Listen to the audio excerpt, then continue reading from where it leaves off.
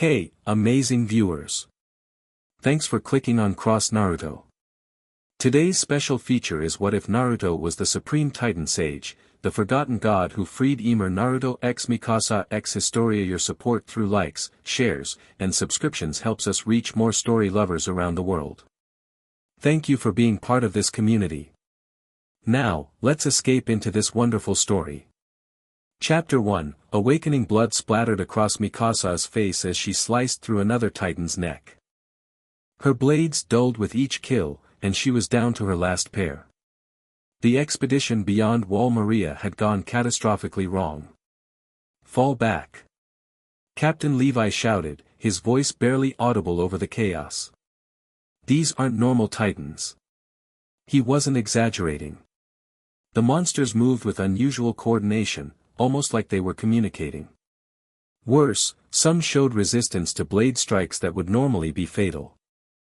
Mikasa launched her ODM gear, gas hissing as she propelled herself between buildings of the abandoned town they'd been exploring. 3 titans converged on her position, a 7-meter class leading 2 smaller ones. The way they moved together wasn't random. They were hunting. Mikasa. On your 6. Jean yelled from a nearby rooftop, desperately trying to reload his flare gun. She spun mid-air, narrowly avoiding massive fingers that grasped at her cables. These titans were faster too, unnaturally so. Her mind flashed to Eren, who'd been assigned to the eastern flank with Armin and Hang. If these enhanced titans were everywhere. We need to regroup with the others, she called to Jean, landing beside him. Something's wrong with these titans. There, a tremendous crash interrupted her as a 15-meter class burst through the building beneath them. The rooftop crumbled, sending them both tumbling. Mikasa fired her anchors desperately but found only air. The ground rushed toward her. Jean caught her arm, his own anchor barely holding in a weakened chimney. The strain on his equipment was visible, cables stretching dangerously. Can't hold, the chimney cracked. Run! They dropped the last few meters, rolling across debris-strewn ground. Mikasa's ankle twisted painfully, but she forced herself up, pulling Jean to his feet. The 15-meter titan loomed over them, joined now by 4 others emerging from side streets. Out of gas, Jean muttered, checking his equipment. Blades cracked too. Mikasa positioned herself in front of him, gripping her final blades. They wouldn't be enough. Not against 5 titans showing this bizarre behavior. Go, she said firmly. I'll hold them off. Don't be stupid. You can't, I said go, she snapped, never taking her eyes off the approaching titans. Find the captain. Report what's happening. The lead titan charged with frightening speed. Mikasa braced herself, calculating the perfect moment to strike. She'd take at least 1 down with her. The ground beneath them suddenly trembled. Not from titan footsteps, something different. A strange hum filled the air, and the hair on Mikasa's arms stood on end. What the hell? Jean whispered. The ruins of a small temple at the edge of the town square began to glow with ethereal blue light. The titans paused their advance, turning toward the phenomenon. The stone structure, half buried for who knows how long, cracked open like an egg. Golden energy erupted from within, so bright it forced Mikasa to shield her eyes. When she looked again, a figure stood amid the rubble. A man, tall, with spiky blonde hair and strange whisker-like markings on his cheeks. He wore tattered, ancient-looking clothes with peculiar symbols and a headband with a spiral leaf design. Most striking were his eyes, brilliant blue that somehow shifted to golden with slitted pupils as he surveyed the scene. He looked disoriented, confused. Until he spotted the titans. What the? The stranger murmured, his voice carrying despite the distance. What are those things? The lead titan roared and changed direction, charging toward this new threat instead. The stranger's confusion vanished instantly, replaced by combat readiness that reminded Mikasa of Captain Levi, the stance of someone who'd fought countless battles. Guess we're doing this, the man said, cracking his neck. What happened next defied explanation. The stranger moved faster than any human Mikasa had ever seen, including Levi. He dodged the Titan's grasp effortlessly, then leapt, not with ODM gear, but through sheer physical power, reaching the monster's shoulder in a single bound. These things have a weakness, he called out, looking toward Mikasa and Jean. Nape of the neck. Jean shouted back, disbelief evident in his voice. The stranger nodded once. His hand began to glow with swirling blue energy that sounded like thousands of whistling blades. He slammed it into the Titan's nape, not just cutting but obliterating it entirely. The creature didn't even have time to fall before the man was airborne again, heading for the next Titan. Who the hell is that? Jean gasped. Mikasa couldn't answer. She couldn't process what she was seeing. The stranger took down the second and third Titans with the same devastating energy attack. For the fourth, he did something even more incomprehensible, creating perfect copies of himself that attacked simultaneously. The final Titan actually managed to grab him, but the man merely grinned as golden energy surrounded his body. The Titan's hand sizzled and steamed where it touched him, forcing it to release him. These things regenerate, right? He called out, noticing how the Titan's hand was already healing. Let me try something else. He made strange hand gestures, then inhaled deeply. When he exhaled, it wasn't air but a massive fireball that engulfed the Titan completely, reducing it to ash in seconds. In under a minute, all 5 Titans were eliminated.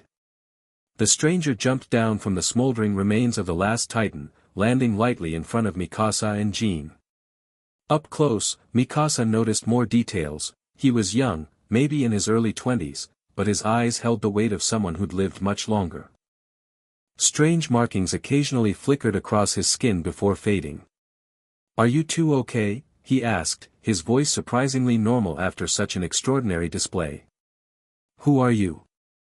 Mikasa demanded, still holding her blades defensively. The man opened his mouth to answer, then frowned. He pressed a hand to his temple as if in pain. He paused, genuine confusion crossing his features. Naruto. I think. Yeah, that's right. Naruto Uzumaki. He looked around at the unfamiliar landscape. Where am I? What were those giant things? Before either could answer, the sound of ODM gear announced new arrivals. Captain Levi landed nearby, blades drawn, flanked by the remaining Survey Corps members.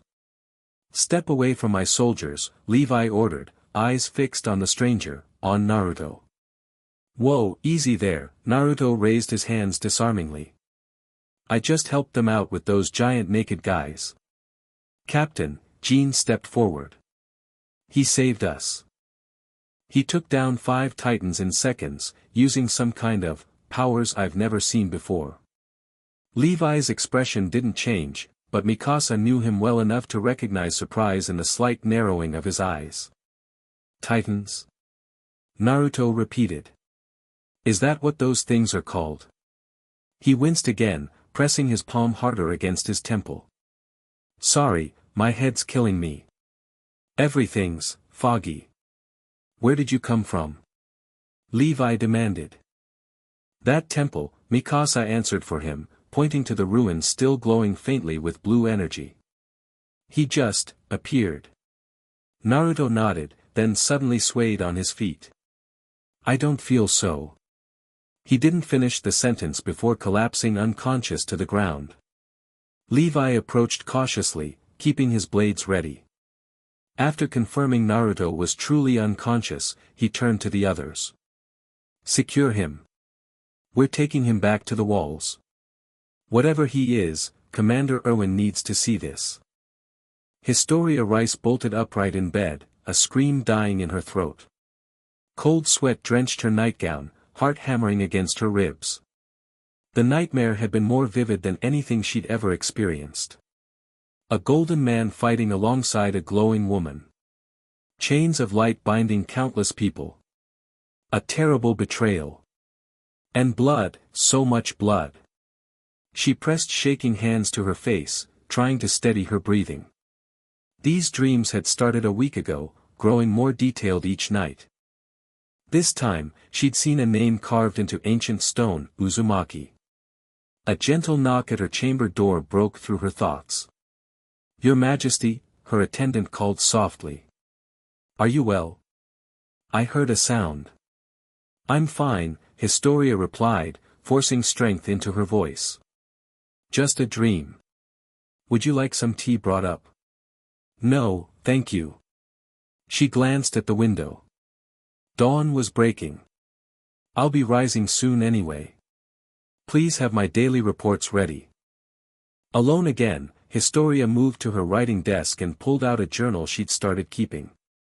She quickly sketched what she remembered: the spiraling symbol, the nine-tailed fox creature, the woman with glowing eyes who looked disturbingly like the founder Ymir from the ancient texts. Something was happening.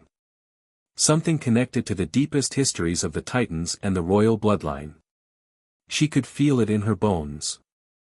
Historia closed the journal and hid it in a secret compartment of her desk. As queen, she had access to restricted historical archives. Perhaps it was time to dig deeper into the oldest records, the ones even the noble families weren't permitted to read. The underground detention facility beneath the military police headquarters was designed to hold Titan shifters. Reinforced steel bars, walls meters thick, and enough explosives rigged to collapse the entire chamber if necessary. It seemed excessive for the young man sitting calmly on the single bed, looking more curious than concerned about his surroundings. Commander Erwin Smith stood on one side of the bars, studying their unusual prisoner. Beside him, Levi leaned against the wall, arms crossed. Hang practically vibrated with excitement, clutching a notebook already half filled with observations. "So you're saying you have no memory of how you came to be in that temple?" Erwin asked. Naruto shrugged. "Everything before waking up there is scattered. I remember my name. Some faces without names. Fighting, lots of fighting." He looked at his own hand, flexing it. "I remember my abilities, but not always why or how I learned them." "And what exactly are these abilities?" Hang interjected eagerly. "Chakra manipulation, mainly," Naruto replied, as if that explained everything. "Chakra?" Hang scribbled furiously. "What's chakra?" Naruto tilted his head. "You don't know about chakra here." He held out his palm, and a small swirl of blue energy appeared, spinning like a miniature whirlpool. "It's life energy. Everyone has it, but where I'm from, we train to use it for, well, what you saw." "Where you're from?" Erwin leaned forward. "And where is that exactly?" Naruto's expression darkened with frustration. "I wish I could tell you. The more I try to remember, the more it slips away." He closed his hand, extinguishing the energy. "But I know it's not here. Nothing about this place feels familiar." Levi pushed off from the wall. "You expect us to believe you're some amnesiac foreigner with magical powers who just happened to appear when my squad was about to be slaughtered?" "I don't expect you to believe anything," Naruto replied evenly. "But it's the truth. Or at least, as much of it as I can remember." Erwin studied him silently for a moment. "Those marks on your face, are they significant?" Naruto touched his whisker-like cheek markings. "Yes, they're connected to something important." His brow furrowed. "Something about a fox. And a seal." He shook his head. "Sorry. It's just fragments. I want to conduct some tests," Heng said to Erwin, not even trying to hide their excitement. "Nothing invasive yet, just see what these chakra abilities can do in controlled conditions." "You think I'm some kind of Titan shifter," Naruto stated rather than asked. "I picked up that much from your soldiers' conversations. But I'm not. Whatever these Titan powers are, what I do is different." Erwin and Levi exchanged looks. "We'll see," Erwin finally said. "For now, you'll remain here. If you cooperate with our tests, we may be able to help recover your memories." After they left, Naruto lay back on the hard bed, staring at the ceiling. He held his hand up, watching as golden energy occasionally flickered across his skin unbidden. Kurama, he whispered, the name surfacing from his fragmented memories. Where are you, buddy? No answer came, but deep in his mind, something ancient stirred. Not the fox he half remembered, but something else, memories struggling to break through a seal far older and more powerful than the bars of his cell. 3 days later, Mikasa stood outside the testing facility, watching through a reinforced window as Hang put Naruto through increasingly complex challenges. She wasn't supposed to be there. These tests were classified, limited to the highest-ranking officers. But she couldn't stop thinking about how he'd moved against those titans, with a fluid grace that made even Levi's impressive skills seem mechanical by comparison. Inside the chamber, Naruto stood surrounded by training dummies. At Hank's signal, mechanical launchers fired blunted projectiles at him from multiple angles simultaneously. He didn't dodge. Instead, Mikasa watched as he created a perfect sphere of swirling energy around himself that deflected every projectile. He made it look effortless. Impressive, isn't he? Mikasa turned to find Commander Erwin beside her. She straightened immediately. Sir, I apologize for, Erwin waved off her concern. It's fine, Ackerman. Half the Corps has found excuses to pass by this window in the last 3 days. They both turned back to watch as Naruto now created multiple copies of himself, not illusions, but solid duplicates that moved independently, each demonstrating different abilities. What do you make of him? Erwin asked, his tone conversational but his eyes sharp. Mikasa considered her answer carefully. He's not our enemy. What makes you so sure? The way he fought the Titans, she replied. He could have let them kill us, then disappeared. Nobody would have known he existed. Instead, he saved us and surrendered peacefully. She paused. And his eyes, they're not the eyes of someone who enjoys killing. Erwin nodded slowly. An interesting assessment. What about his abilities? They're unlike anything I've seen. But he's holding back. When Erwin raised an eyebrow, she explained, when he fought the Titans, there was a moment when golden energy surrounded him. It was immense. He hasn't shown that to Hang. Inside the chamber, the test appeared to be concluding. Naruto dispelled his clones and sat cross-legged on the floor, closing his eyes as measuring devices were attached to his arms. We've received reports of unusual Titan activity across multiple regions, Erwin said after a silence. The same coordinated behavior your squad encountered. Mikasa frowned. You think it's connected to his appearance? I think it's a remarkable coincidence if not. Erwin turned to face her fully. The military police want him transferred to their custody. They're arguing he's too dangerous to keep under scout supervision. They'll dissect him, Mikasa said flatly. Most likely. Which is why I'm putting together a special squad to guard and monitor him instead. You're on it, if you accept. Mikasa's eyes widened slightly. Me, sir. He responded positively to you during initial questioning. And if he does become hostile, your skills give you the best chance of survival. Erwin's gaze returned to the window. Report to Captain Levi tomorrow morning for details. After Erwin left, Mikasa continued watching. Hang had finished their measurements and was talking animatedly, while Naruto listened with a patient smile. Then, as if sensing her presence, he turned and looked directly at the observation window. His eyes met hers through the glass, and something passed between them, a recognition that transcended their brief interaction. He gave a small wave. Despite herself, Mikasa felt the corner of her mouth tug upward in response. Deep beneath the surface in a cavern untouched by sunlight for centuries, a group of robed figures gathered around an ancient altar. Candles cast eerie shadows across stone walls covered in primitive etchings of humanoid giants and swirling patterns. The awakening has begun, the leader announced, lowering his hood to reveal a face marked with ritual scarification forming patterns similar to the wall carvings. The sage has returned, just as the texts foretold. The military has him, one of the gathered followers said. Our sources confirm he's being held within Walsina. The leader smiled, running fingers over the worn surface of the altar. Of course they do. They sense his power but cannot comprehend it. They will study him like a curiosity, never understanding they hold the key to true ascension. He raised a weathered journal, its pages filled with script so old that few living could decipher it. For 2,000 years, we have preserved the true history, how the founder's power was not a blessing from the divine but a fragment of something greater. The supreme Titan sage's essence, scattered when the betrayers sealed him away. The gathered acolytes murmured reverently.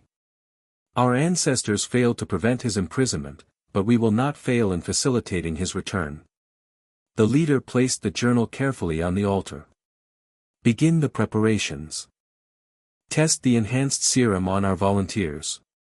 We must confirm it works before proceeding. A younger acolyte stepped forward, nervous but determined. I offer myself for the first trial, Hierophant. The leader, the Hierophant, nodded approvingly. He removed an ornate box from beneath the altar. Inside, nestled in velvet, lay a syringe filled with luminescent fluid that pulsed with an unnatural rhythm. This is derived from the original formula, enhanced with compounds extracted from the temple ruins. If successful, it will create a superior Titan, one that retains intelligence and can channel fragments of the sage's power. He handed the syringe to his assistant. Proceed with the injection. If he transforms successfully, send him to the northeastern forests near Shiganshina. Let our awakened God witness what his return has set in motion. The chosen acolyte was led to a separate chamber. The remaining followers knelt as their leader raised his arms toward the cavern ceiling. Soon, the cycle of 2 millennia will break.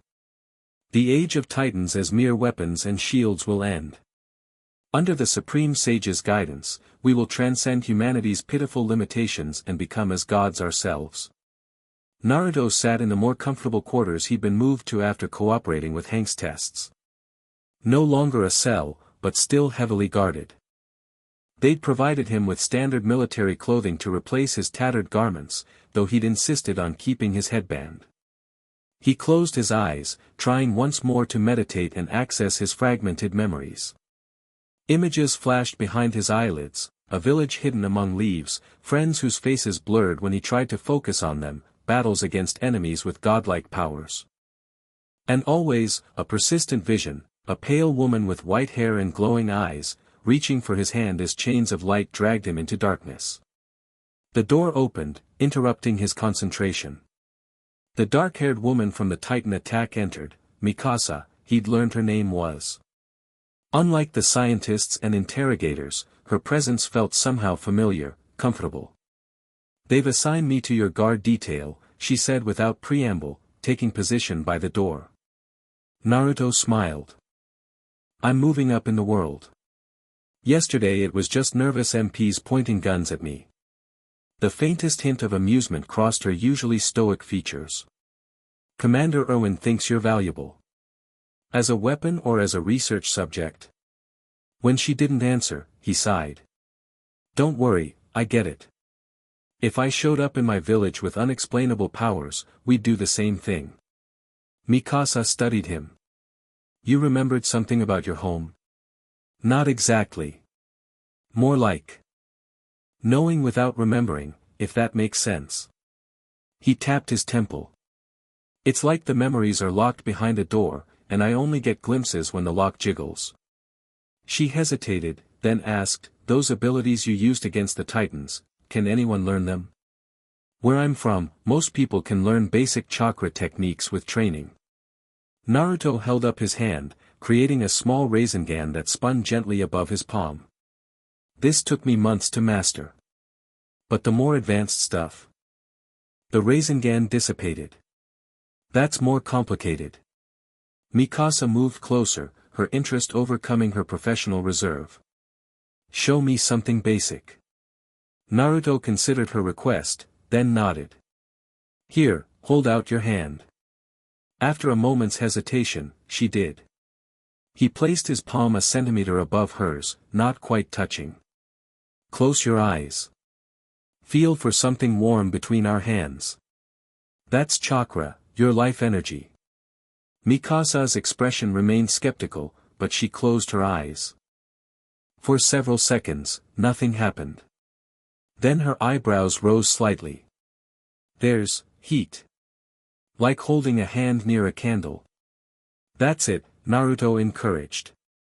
Now imagine pulling that warmth into your center, then pushing it down to your feet. To his surprise, her breathing steadied instantly into a perfect meditative rhythm.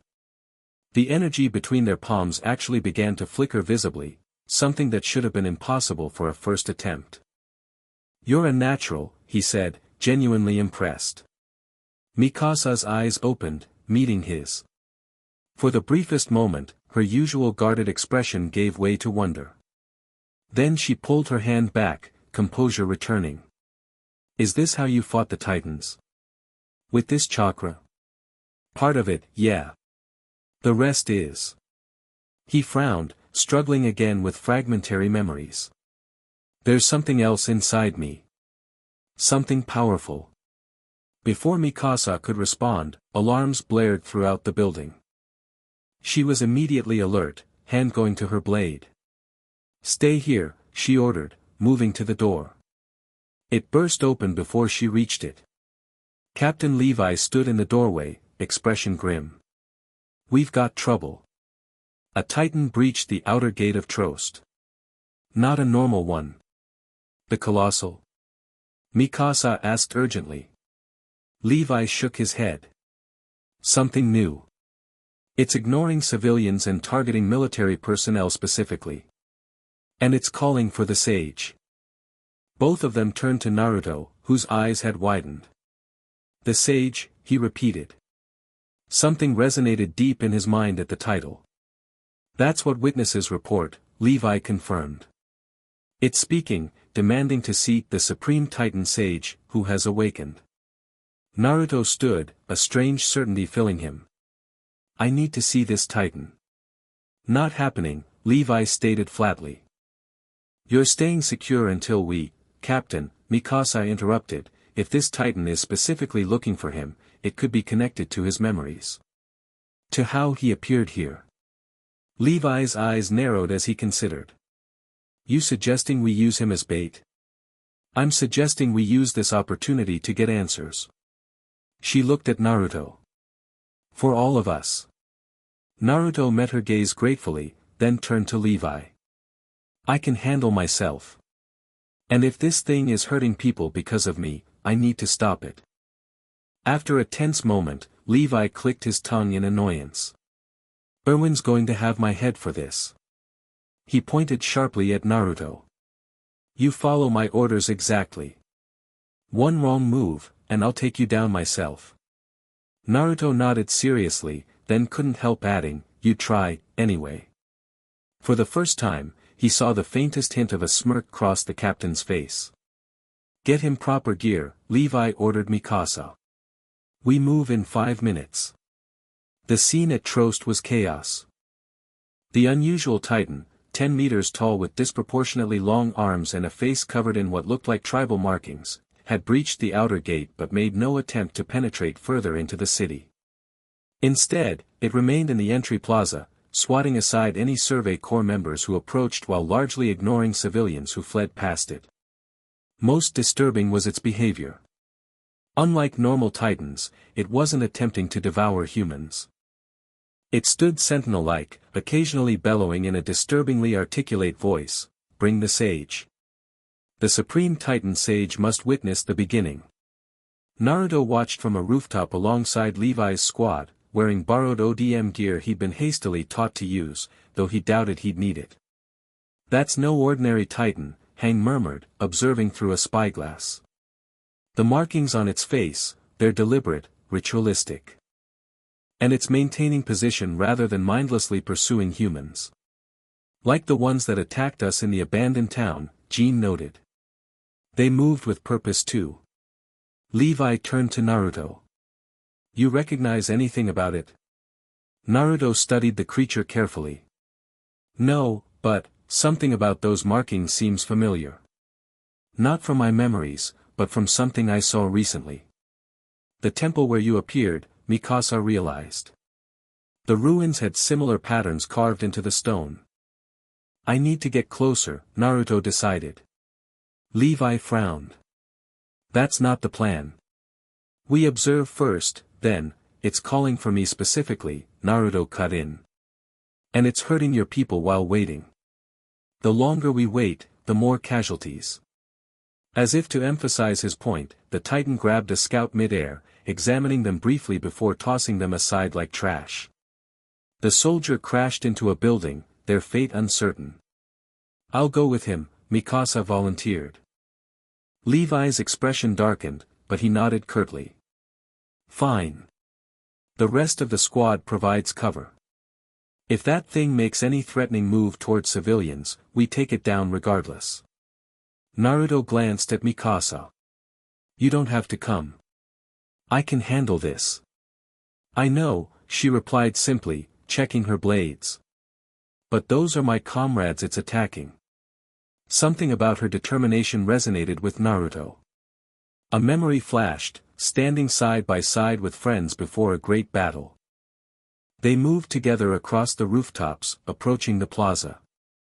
As they got closer, the Titan suddenly went still, its head turning with unnatural precision to fix on Naruto. Sage, it bellowed, its voice carrying an almost religious fervor. You have come. Naruto leapt from the rooftop, channeling chakra to his feet to land safely in the open plaza about 20 meters from the Titan.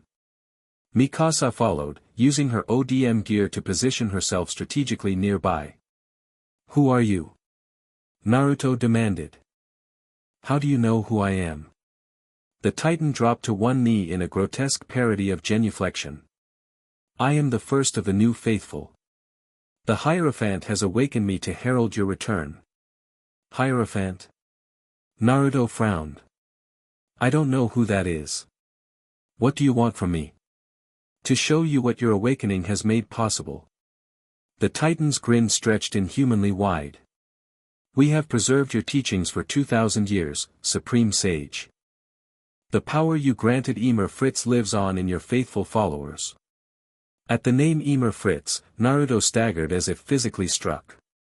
Images flooded his mind, the pale woman from his visions, chains of light, 9 entities splitting from one, and betrayal. So much betrayal. Naruto. Mikasa called, seeing his distress. The Titan lunged suddenly, not at Naruto but at Mikasa. Its movement was faster than any Titan she'd encountered, closing the distance before she could fully react. Naruto moved on pure instinct. Golden energy flared around him like flames, and he vanished from where he stood, reappearing between Mikasa and the Titan. His hand thrust forward, a Rasengan forming instantly, but this one was different, massive and ringed with what looked like shuriken blades of pure energy. Rasen Shuriken, he called out, the technique's name coming to him unbidden. The attack connected with the Titan's reaching arm, not merely severing it but disintegrating it completely at a cellular level. The creature howled, more in surprise than pain, staggering backward. That's impossible, Hang whispered from their observation point. Titan flesh can't be destroyed like that, it always regenerates unless the nape is cut. But the Titan's arm wasn't regenerating. Where the Rasen Shuriken had hit, tiny particles of light scattered instead of the usual Titan steam. The Titan stared at its destroyed limb, then back at Naruto, whose body still glowed with golden energy. Recognition filled its eyes. The nine-tailed sage power, it breathed. Just as the ancient texts described. Perfect. Get back, Naruto ordered Mikasa, his voice deeper than normal, resonating with power. The whisker marks on his face had darkened and thickened, his canines visibly elongated. Instead of attacking again, the Titan pressed its remaining hand to its chest in salute. My purpose is fulfilled, Supreme Sage. I have confirmed your power returns. The Hierophant will be pleased. We will continue the great work until you are fully restored to glory. Before anyone could react, the Titan bit down on its own nape with impossible flexibility, killing itself instantly. As its massive body began to collapse, a surge of energy, similar to Naruto's golden chakra but corrupted somehow, burst from the dissolving flesh. Naruto threw himself over Mikasa, his energy forming a protective cloak around them both as the Titan's body exploded with far more force than a normal Titan's dissipation. When the dust settled, Naruto and Mikasa found themselves in a small crater, his golden energy shield having protected them from the blast. The Titan had completely disintegrated, leaving only a blackened circle on the ground where it had stood. Naruto's energy receded, the feral aspects of his appearance returning to normal. He helped Mikasa to her feet, looking concerned. "Are you okay?" She nodded, studying him with new intensity. "What was that?" "The golden energy. I don't know exactly. But when it called me the nine-tailed sage." Naruto's eyes unfocused slightly. "It triggered something. Memories are coming back, but they're still fragmented." Levi and the others landed nearby, approaching cautiously. "What the hell just happened?" Levi demanded, looking at the scorched ground where the Titan had been. "It killed itself," Mikasa reported. After confirming Naruto's abilities. It was a test, Naruto realized, his expression grim. "Whoever this Hierophant is, they sent that Titan to confirm I was who they thought I was. And now they know." "Know what exactly?" Erwin asked, having arrived with reinforcements. Naruto met his gaze steadily. "That I'm connected to the origin of the Titans somehow. That I knew someone named Ymir Fritz. And that I have the power to completely destroy Titan flesh in a way that prevents regeneration." Erwin's eyes widened slightly at this last revelation, the strategic implications were enormous. "We need to get back to headquarters immediately," he decided. "This changes everything." As they prepared to leave, Mikasa noticed Naruto staring intently at his hand, where traces of golden energy still flickered between his fingers. "What is it?" she asked quietly. "When I protected you just now," he replied, his voice equally low, "using this power felt right. Like muscle memory. I've done it countless times before. Protected people." He nodded, a soft smile forming. "Yeah. That feels like the one true memory I can trust. Whatever else I was, or am, I protected my precious people." His eyes met hers. "Thanks for helping me remember that much, at least." Something in his gaze, in the sincerity of his words, pierced Mikasa's carefully maintained walls. She found herself returning the smile, small but genuine. "We should go," she said after a moment, gesturing to where the others were gathering. As they joined the group, reports came in of similar Titans appearing at other locations along the wall, all with ritual markings, all calling for the sage, all seemingly more interested in delivering a message than causing maximum casualties. A pattern was emerging. A calculated campaign rather than random attacks. This Hierophant, Erwin mused as they traveled back toward headquarters. A religious leader, perhaps. Someone who believes the Titans have divine significance. Or someone who knows the truth about where they really came from, Naruto suggested. Fragments of memory are returning. I think I was there when the first Titan was created." The implications of this statement silenced everyone within earshot. Back at headquarters, as night fell over the walls, Historia sat in the royal library surrounded by ancient texts, some so old and fragile they crumbled at the edges when touched. She'd used her authority as queen to access the most restricted historical archives, searching for any mention of a supreme sage or Uzumaki. Most of the oldest documents were frustratingly incomplete, with key pages missing or passages carefully censored by previous rulers. But in a journal allegedly written by one of the first kings after the walls were built, she found a single, chilling entry: "The founder's power came not from God but from the golden stranger who fell from the sky. The 9 were once one, and the one was but a shadow of him. The bloodline remembers what the mind forgets. When the supreme sage returns, the walls of flesh and stone will fall." This must never be allowed. Historia closed the journal, her hands trembling slightly. The entry matched her dreams with unsettling precision. Tomorrow, she would request a meeting with this mysterious prisoner the military had captured. As queen, they couldn't refuse her. Whatever connection existed between her bloodline and this stranger from the temple ruins, she needed to understand it before these escalating Titan attacks grew worse. Outside her window, a blood-red moon rose over Wall Sina, casting the city in an ominous crimson glow. Chapter 2, Convergence. The blood-red moon cast long shadows across the courtyard as Naruto performed his morning routine. 3 hours before dawn, and he moved through complex forms, part meditation, part combat training, his body flowing like water between stances. Captain Levi watched silently from a nearby rooftop. 3 days had passed since the attack on Trost, and the mysterious blonde hadn't attempted escape despite having countless opportunities. Instead, he'd requested permission to train each morning, claiming physical movement helped trigger memory recovery. Naruto paused mid-form, not looking up. "You gonna watch every morning, Captain?" "Until I figure you out," Levi replied, dropping down to the courtyard. "Those movements. They're not from any military training I've seen. They're called katas. Muscle memory's still there, even if my mind's foggy."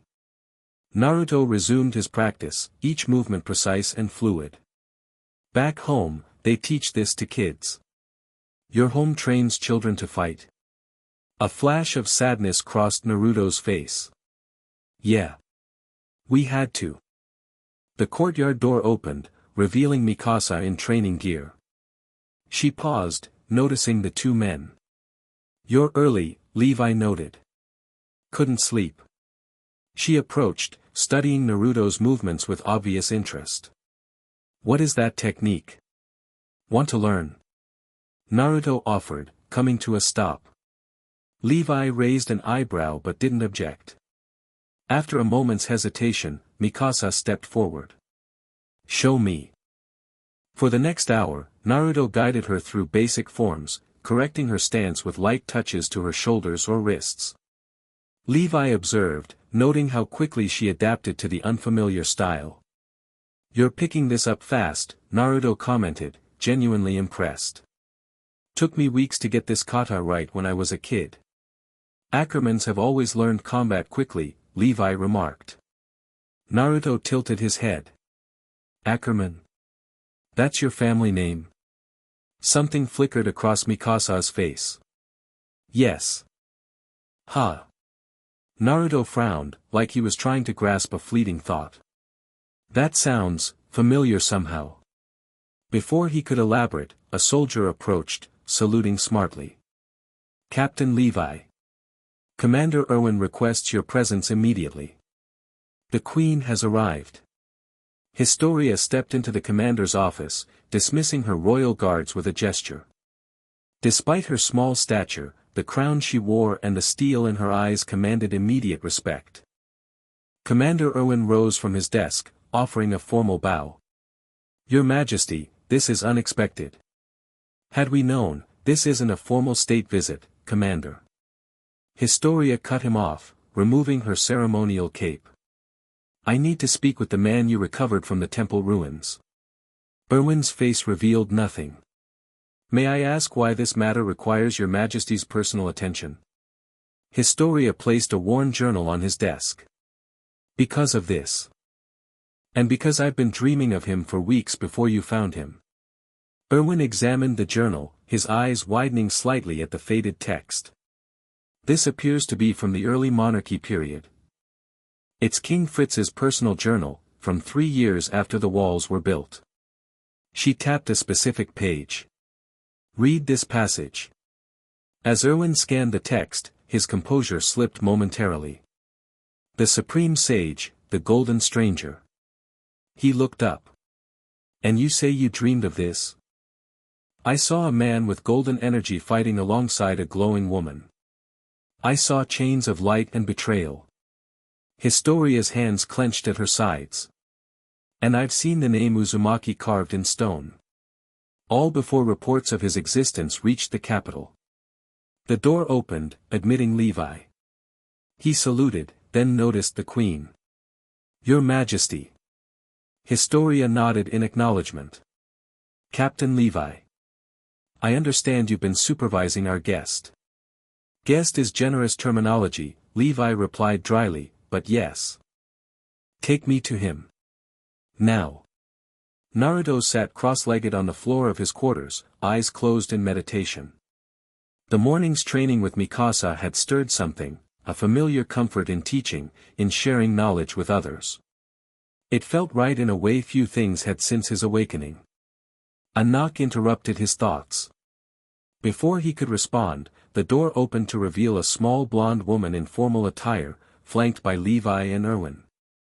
The moment their eyes met, something electric passed between them.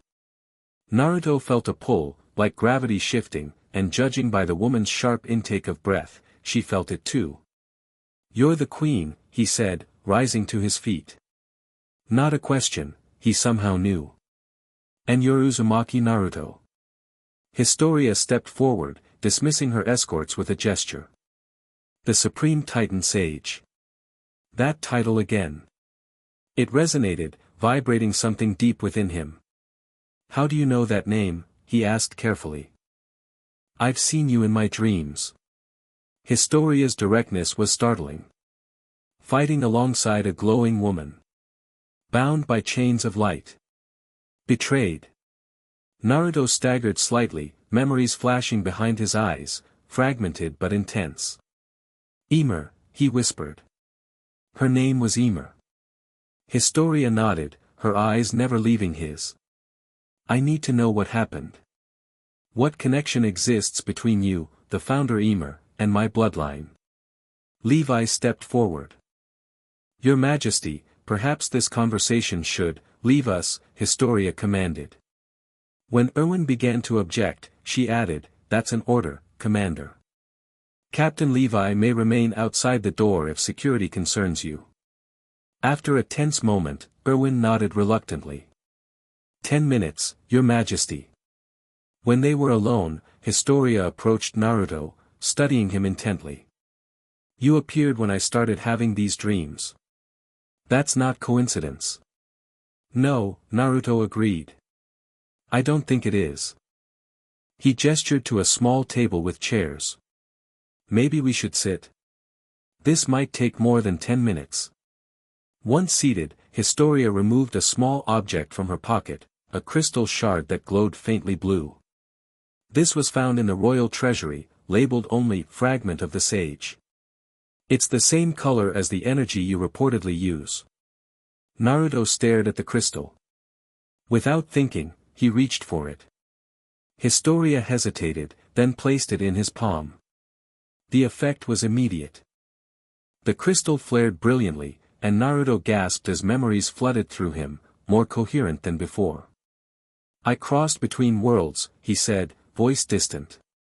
"There was a war in my homeland. A goddess named Kaguya. Space-time jutsu went wrong. I ended up here, centuries ago." Historia leaned forward. "And Ymir? The founder? She was a slave.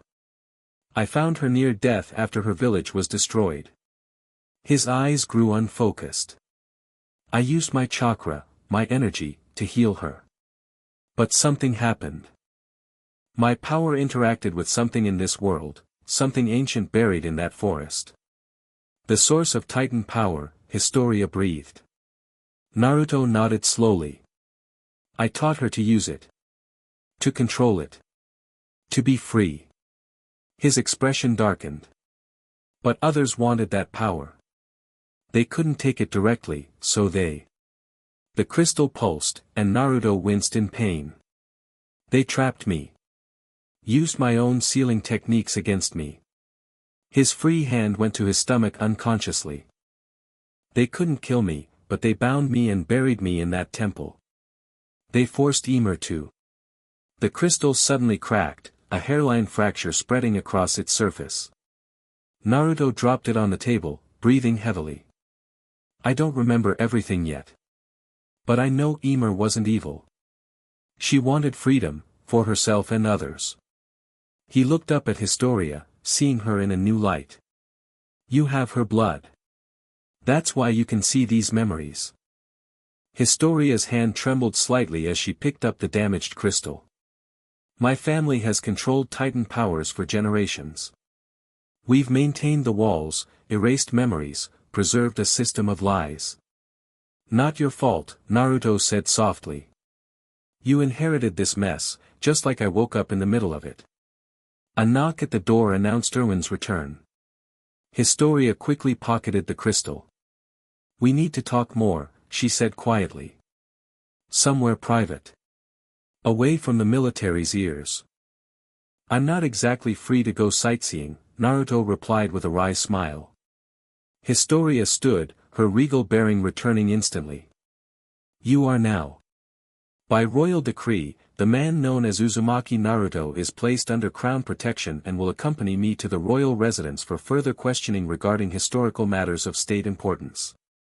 Erwin's expression, when the door opened, was a masterclass in controlled displeasure. Your Majesty, with all due respect, this isn't a request, Commander. Prepare a transport detail. We leave within the hour. As she turned to leave, Historia caught Naruto's eye one last time. The understanding that passed between them was clear, whatever ancient connection bound them together, it was bigger than military protocol or royal decree. The puzzle of their shared past was starting to take shape, and time was running out to complete it. Mikasa's knuckles whitened around her teacup as Levi explained the situation. The queen did what? Eren asked beside her, equally shocked. Claimed royal jurisdiction and took him to the palace, Levi repeated, sipping his own tea with apparent indifference. Erwin couldn't refuse a direct order from the monarch. Hang paced anxiously. This is disastrous. We've barely begun to understand his abilities, and now, it's not about his abilities, Mikasa interrupted quietly. Everyone turned to her. It's about what he knows. About the origins of the Titans. Eren leaned forward. What makes you say that? Mikasa hesitated, then recounted what she'd witnessed during the Trost attack, the enhanced Titan's recognition of Naruto, its mention of Ymir Fritz, and Naruto's reaction to the name. He's connected to the beginning of everything, she concluded. Historia must have found something in the royal records that confirms it. Levi nodded slightly. Erwin thinks the same. He's requested access to those same records. In the meantime, Hang interjected, we need to prepare for whatever that cult is planning next. They sent that Titan as a test.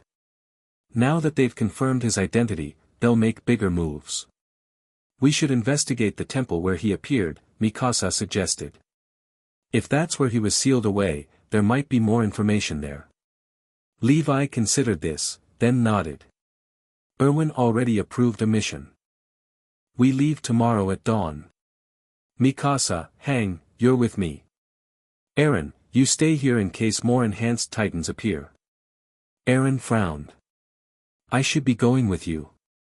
No, Levi said firmly.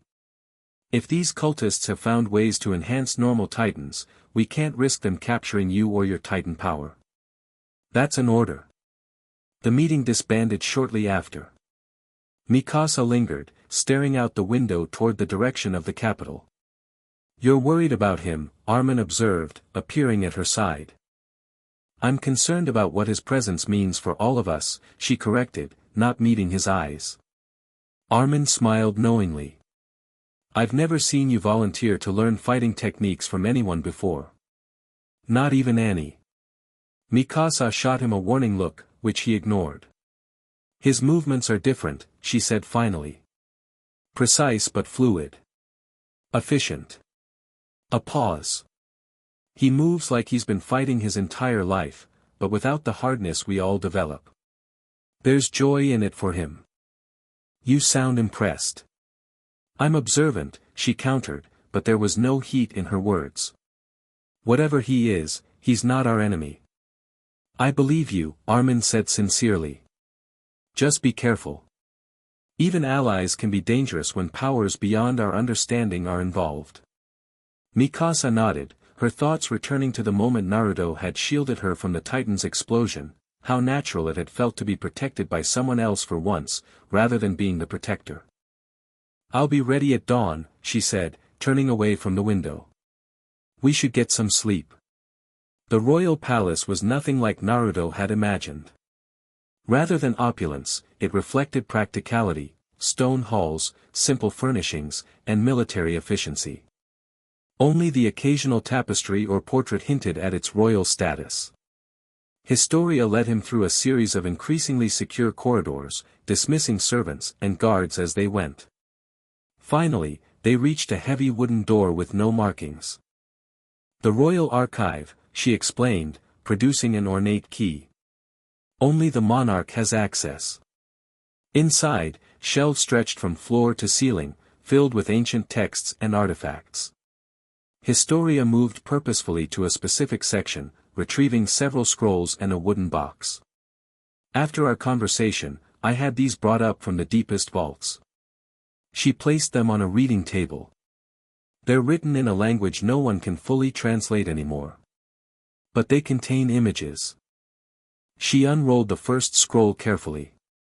Naruto's breath caught as he recognized the illustrations, crude drawings of a spiky-haired figure surrounded by golden energy, standing alongside a glowing woman as they faced monstrous creatures. "That's me," he said softly. "And Ymir." Historia nodded. "According to what little we can translate, you taught her to harness the power of life, after saving her from death. Together, you helped free slaves and rebuild destroyed villages." She unrolled another scroll, this one showing the golden figure bound by chains while 9 smaller figures emerged from the glowing woman. "The 9 Titans," Naruto murmured. "They split her power after." He frowned, struggling to access the memory. "After they betrayed you both," Historia finished. She opened the wooden box, revealing a small knife with strange markings and a crystalline handle. "This supposedly belonged to you. The royal family has preserved it for generations, though no one remembers why." Naruto took the knife, turning it over in his hands. Recognition dawned in his eyes.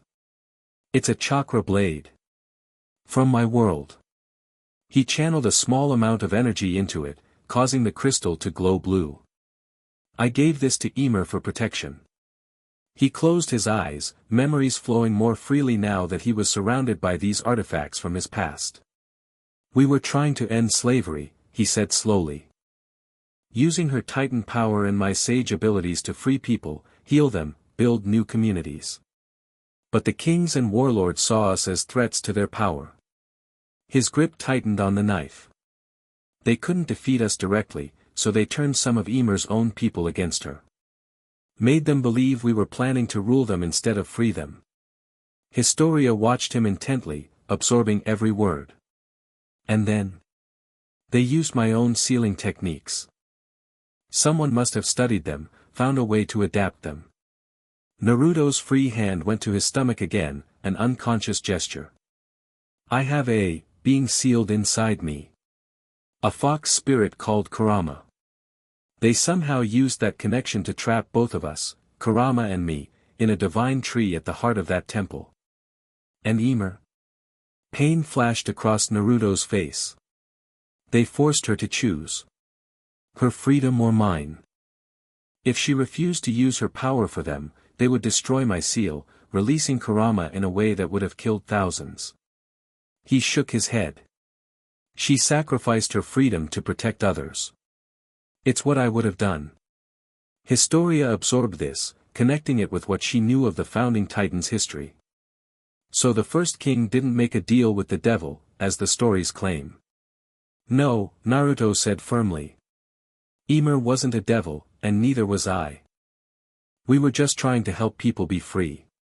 He placed the knife back in its box, his expression growing determined. "And now I need to finish what we started. These cultists, this Hierophant, they're corrupting the power we tried to use for good."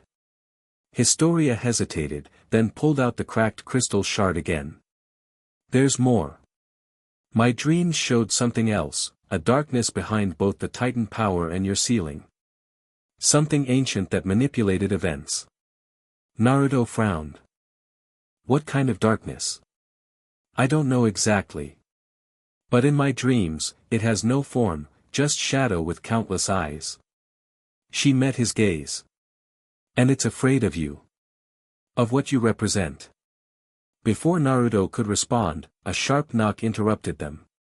One of Historia's royal guards entered, looking grave. Your Majesty, urgent news from the Survey Corps. Commander Erwin requests your immediate attention.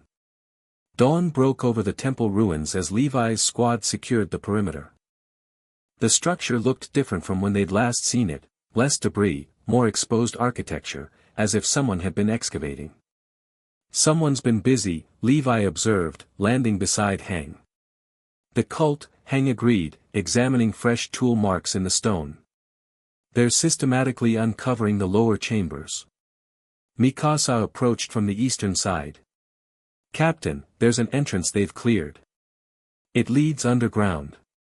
Levi nodded. Show me.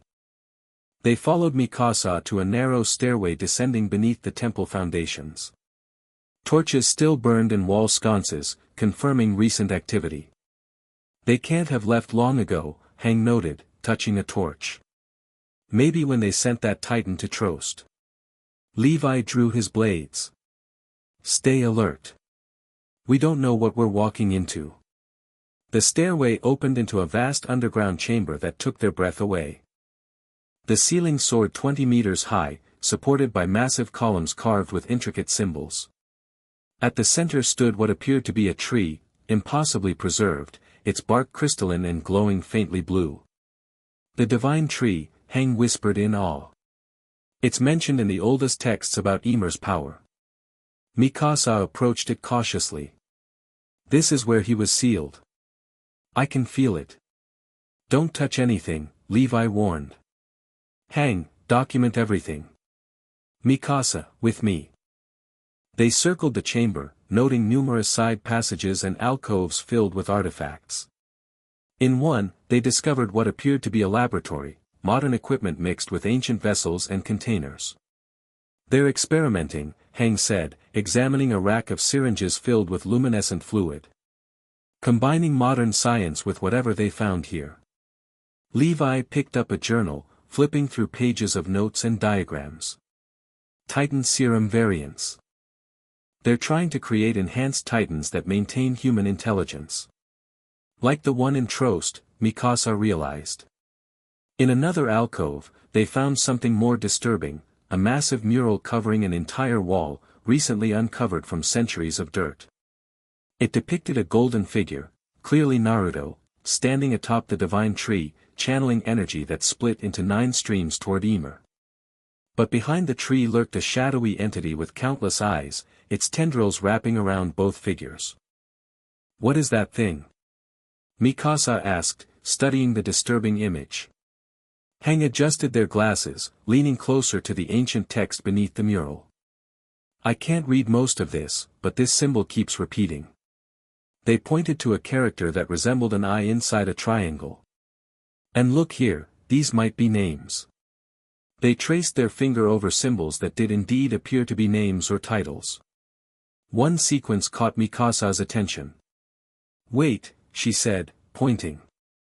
That pattern, I've seen Naruto make those hand signs when using his techniques. Hang's eyes widened. You're right. These aren't just decorative symbols, they're instructions. This mural isn't just telling a story, it's preserving knowledge. Levi's attention had moved to another section of the chamber. Over here. Now. They joined him before another wall covered in fresher paintings, clearly made by the cultists themselves. These depicted ritualistic scenes, figures in robes channeling power from a central tree, titans with unusual markings, and a golden figure rising from chains. They're planning something, Levi said grimly. Using these ancient techniques to create enhanced titans is just the beginning. Hang examined nearby tables strewn with maps and diagrams. They've marked locations along all 3 walls. Key structural points. They're going to breach the walls, Mikasa realized. All of them simultaneously. Not just breach them. Hang picked up a detailed drawing showing a ritual formation. This configuration, they're trying to trigger some kind of resonance between the walls and that tree. A sudden noise from one of the passages put them all on alert. Levi signaled for silence, gesturing for them to take cover. Footsteps approached, multiple people moving with purpose. From their hiding spot behind a fallen column, they watched as robed figures entered the chamber, led by a tall man whose face was marked with ritual scarification matching the patterns on the enhanced Titan's face. The alignment approaches, the leader announced. His voice carried the same fervor they'd heard in the Trost Titan.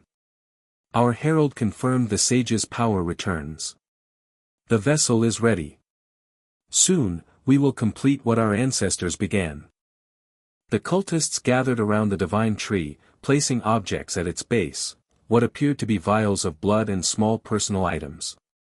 Offerings from those with royal blood, willingly or unwillingly given, the leader, presumably the Hierophant, continued. The resonance builds. When the moon reaches zenith tomorrow night, we will awaken what sleeps beneath the walls. The cultists began a chanting ritual, their voices echoing unnaturally through the chamber. The tree pulsed in response, its glow intensifying with each chant. Levi signaled to retreat. They needed to report this immediately.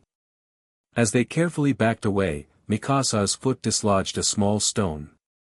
The noise was tiny, but in the echoing chamber, it might as well have been a gunshot. The chanting stopped instantly. The Hierophant turned toward their hiding place, eyes narrowing. It seems we have visitors, he said calmly. Find them. Time to go, Levi muttered, drawing his blades. They burst from cover, Levi engaging the nearest cultists while Mikasa and Hang made for the stairway. Unlike ordinary civilians, these robed figures moved with trained precision, producing weapons from beneath their garments. They're military. Hang shouted, blocking a knife thrust. Former MPs by their fighting style. Mikasa cut down two cultists blocking their path, her movements incorporating some of the techniques Naruto had shown her. The efficiency was notable, less gas expended, more decisive strikes. They fought their way up the stairs, the cultists in pursuit. Emerging into daylight, they launched their ODM gear toward the surrounding trees. Don't let them escape, the Hierophant's voice boomed from below. Release the Guardians. From concealed pens around the temple grounds, 3 smaller titans emerged, each bearing the same ritual markings as the Trost Titan. Unlike normal titans, they moved with coordinated purpose, positioning themselves to intercept the escaping scouts.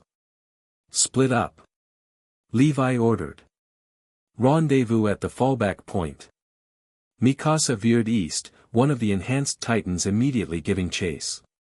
Its movements were faster than a normal titan's, almost anticipating her trajectory.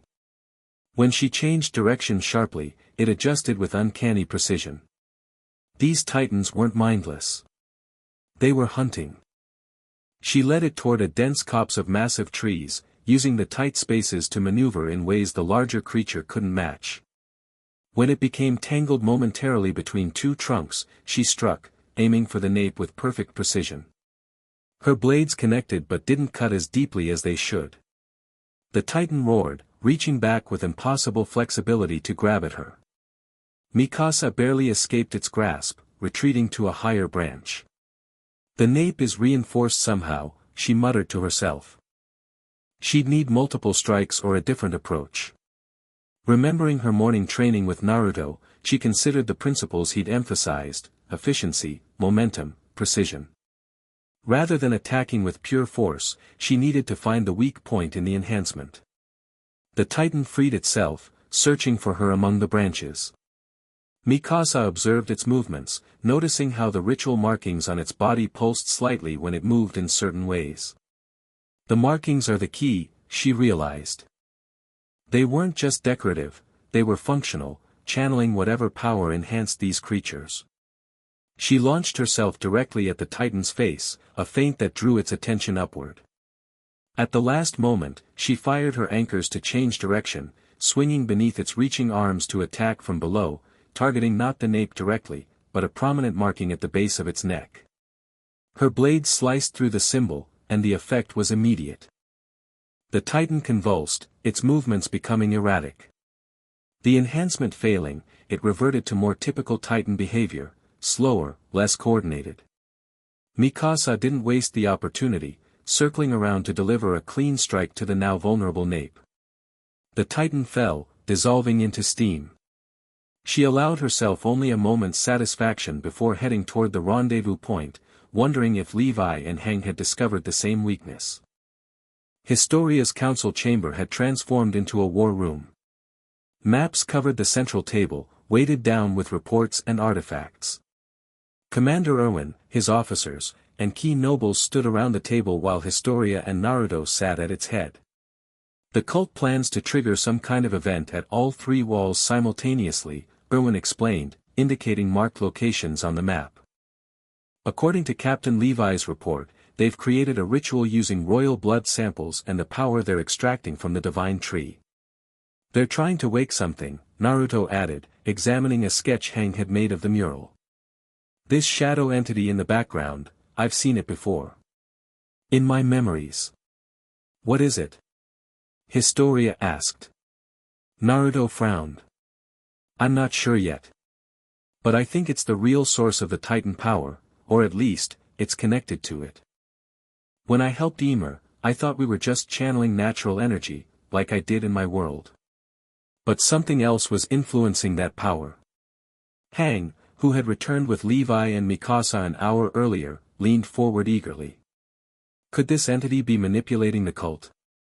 Possibly without them even knowing it, Naruto agreed. These enhanced Titans, they're exhibiting behaviors similar to what happened when people in my world fell under the influence of a being called the Ten-Tails. Erwin's eyes narrowed. So this isn't just about Titan attacks. It's potentially something worse. Much worse, Naruto confirmed grimly. If they're trying to fully awaken whatever this shadow entity is, the walls themselves might be in danger. The walls contain colossal titans, Historia revealed, causing shocked murmurs among those who didn't already know. Hundreds of them, placed there by the first king. A deterrent, Erwin mused. Or a last resort weapon. Or a prison, Naruto suggested quietly. All eyes turned to him. What if the walls aren't just to keep titans out? What if they're designed to keep something contained? A heavy silence fell over the room as this possibility sank in. The ritual is planned for tomorrow night, Levi stated, bringing them back to immediate concerns. We need to disrupt it at all three target locations simultaneously. Impossible with our current forces, Erwin countered.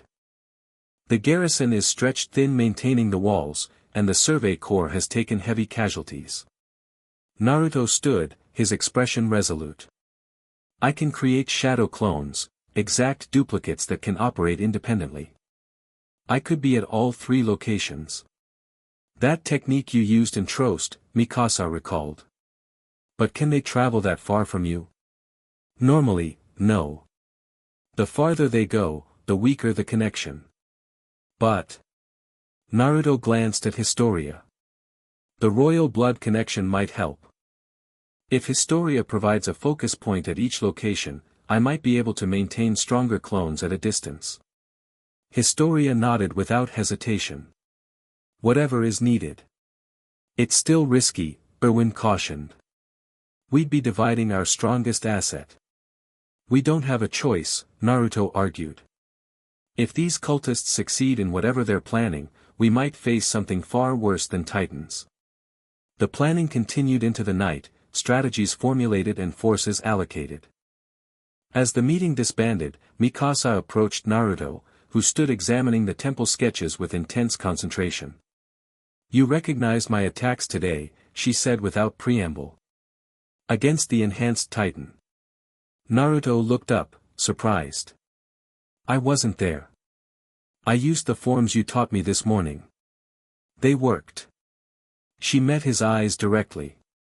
But you knew they would, didn't you? You fought these kinds of enhanced beings before. A small smile crossed his face. I've fought a lot of things. The principles stay the same: find the source of the enhancement, disrupt it, then strike decisively. Teach me more, Mikasa requested, her voice steady. If we're facing these creatures tomorrow, I need every advantage. Naruto studied her for a moment, seeing the determination in her eyes. There's a courtyard behind the palace. Meet me there in an hour. Under the silver moonlight, Naruto and Mikasa moved through advanced forms, their movements mirroring each other with increasing synchronization. For 2 hours, he'd guided her through techniques specifically designed to counter enhanced opponents, pressure points, momentum redirection, and chakra awareness. Your body already knows how to fight, Naruto observed, correcting her elbow position slightly. You just need to trust your instincts more. Let the energy flow naturally. What energy? Mikasa asked, maintaining the challenging stance. I don't have chakra like you. Everyone has energy. You call it something different here, maybe, but it's there. Naruto demonstrated a flowing movement that ended with his palm glowing faintly blue. Feel the warmth at your center, then direct it outward. Mikasa attempted the movement, focusing on the sensation he described. To her surprise, she felt a tingling warmth spread from her core to her extremities. Not visible energy like his, but something tangible nonetheless. That's it, Naruto encouraged. The Ackerman abilities you mentioned, they're probably connected to the same energy system, just expressed differently. Mikasa completed the form, feeling an unusual clarity and precision in her movements. How do you know so much about fighting? About teaching? Naruto paused, a distant look crossing his face. I was trained as a shinobi, a warrior in my world. Later, I taught others. His expression softened with the returning memory. I had students. 3 of them. I can almost see their faces now. Mikasa studied him, seeing the mixture of pride and sadness in his eyes. You miss them. Yeah, he admitted quietly. I think I do. Even though I can't fully remember them yet. An unexpected kinship formed between them in that moment, both warriors, both protectors, both carrying responsibilities they hadn't asked for but accepted fully. You fight to protect others, Mikasa observed. Not for glory or duty. That's why you use your power the way you do. Naruto nodded. The strongest fighters I've known all had someone precious to protect. That's real strength. Eren says something similar, Mikasa said softly. That fighting for freedom gives him strength. Eren. Naruto tilted his head. That's the friend you mentioned before. The one who can transform into a titan. Yes. We grew up together. Her expression remained neutral, but something in her voice shifted. He saved my life when we were children. I've protected him ever since. Naruto recognized the complexity in her simple statement: devotion, duty, perhaps something more. And now you're here, training with me instead of guarding him, he noted carefully. Mikasa met his gaze directly. Eren has chosen his path. Sometimes protecting someone means giving them space to follow it, even if you don't fully understand it. That's wisdom most people never learn, Naruto said with genuine admiration. Took me years to figure that out. Their training continued, but something had shifted between them, a deeper understanding, a recognition of shared values despite their vastly different origins. As they finally concluded for the night, Mikasa gathered her courage to ask the question that had been bothering her since Trost. The golden energy you used to protect me from the explosion, what was that? Naruto's hand went to his stomach unconsciously. That's Kurama's power, the nine-tailed fox I mentioned. He's sealed inside me, has been since I was born. We're partners now, sharing power. But I don't see any manifestation of this fox, Mikasa pointed out. When you use that power, it's just you, surrounded by energy. Naruto frowned, the inconsistency registering. You're right. In my world, when I accessed his power fully, he manifested around me as a fox made of energy. His brow furrowed in concentration. Something's different here. It's like he's dormant somehow. I can access his chakra but not communicate with him directly. Could that be part of whatever sealed you away? Mikasa suggested.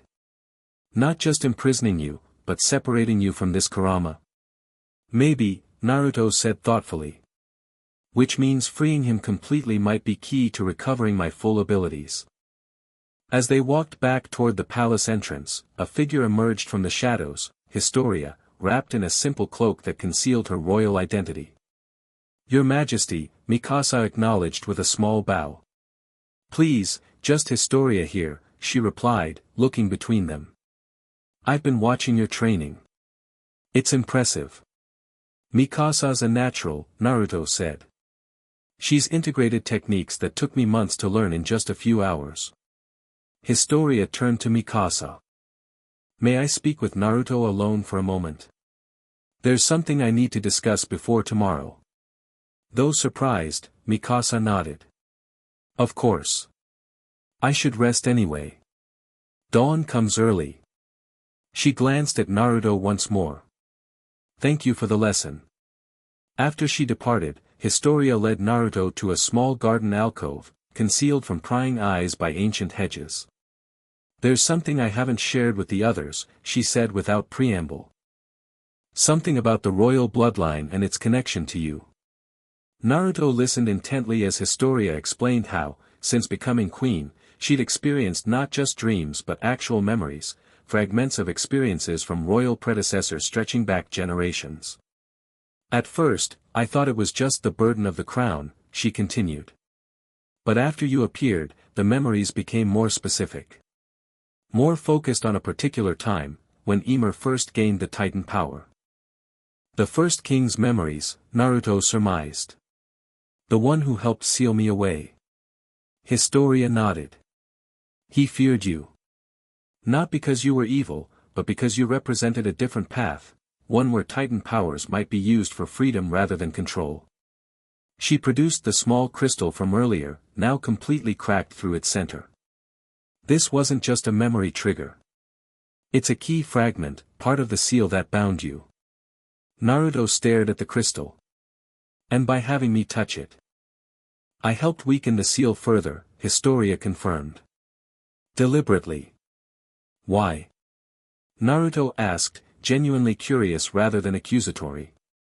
Because the memories showed me something else, that my ancestors made a terrible mistake. Her eyes met his, resolute and clear. They thought containing the power was protecting humanity. Instead, they created a cycle of suffering that's lasted 2,000 years. Naruto absorbed this, respect for the young queen growing. Breaking cycles of hatred and fear, that's what I tried to teach Ymir. What I fought for in my world too. I know, Historia said softly. I've seen it in the memories. She hesitated, then reached for his hand. The moment their skin touched, a spark of energy passed between them, golden from him, a subtle blue glow from her. Tomorrow night, when we confront the cult, I need to know you'll do what's necessary, she said. Even if it means destroying what my family built. Naruto understood the weight of what she was asking.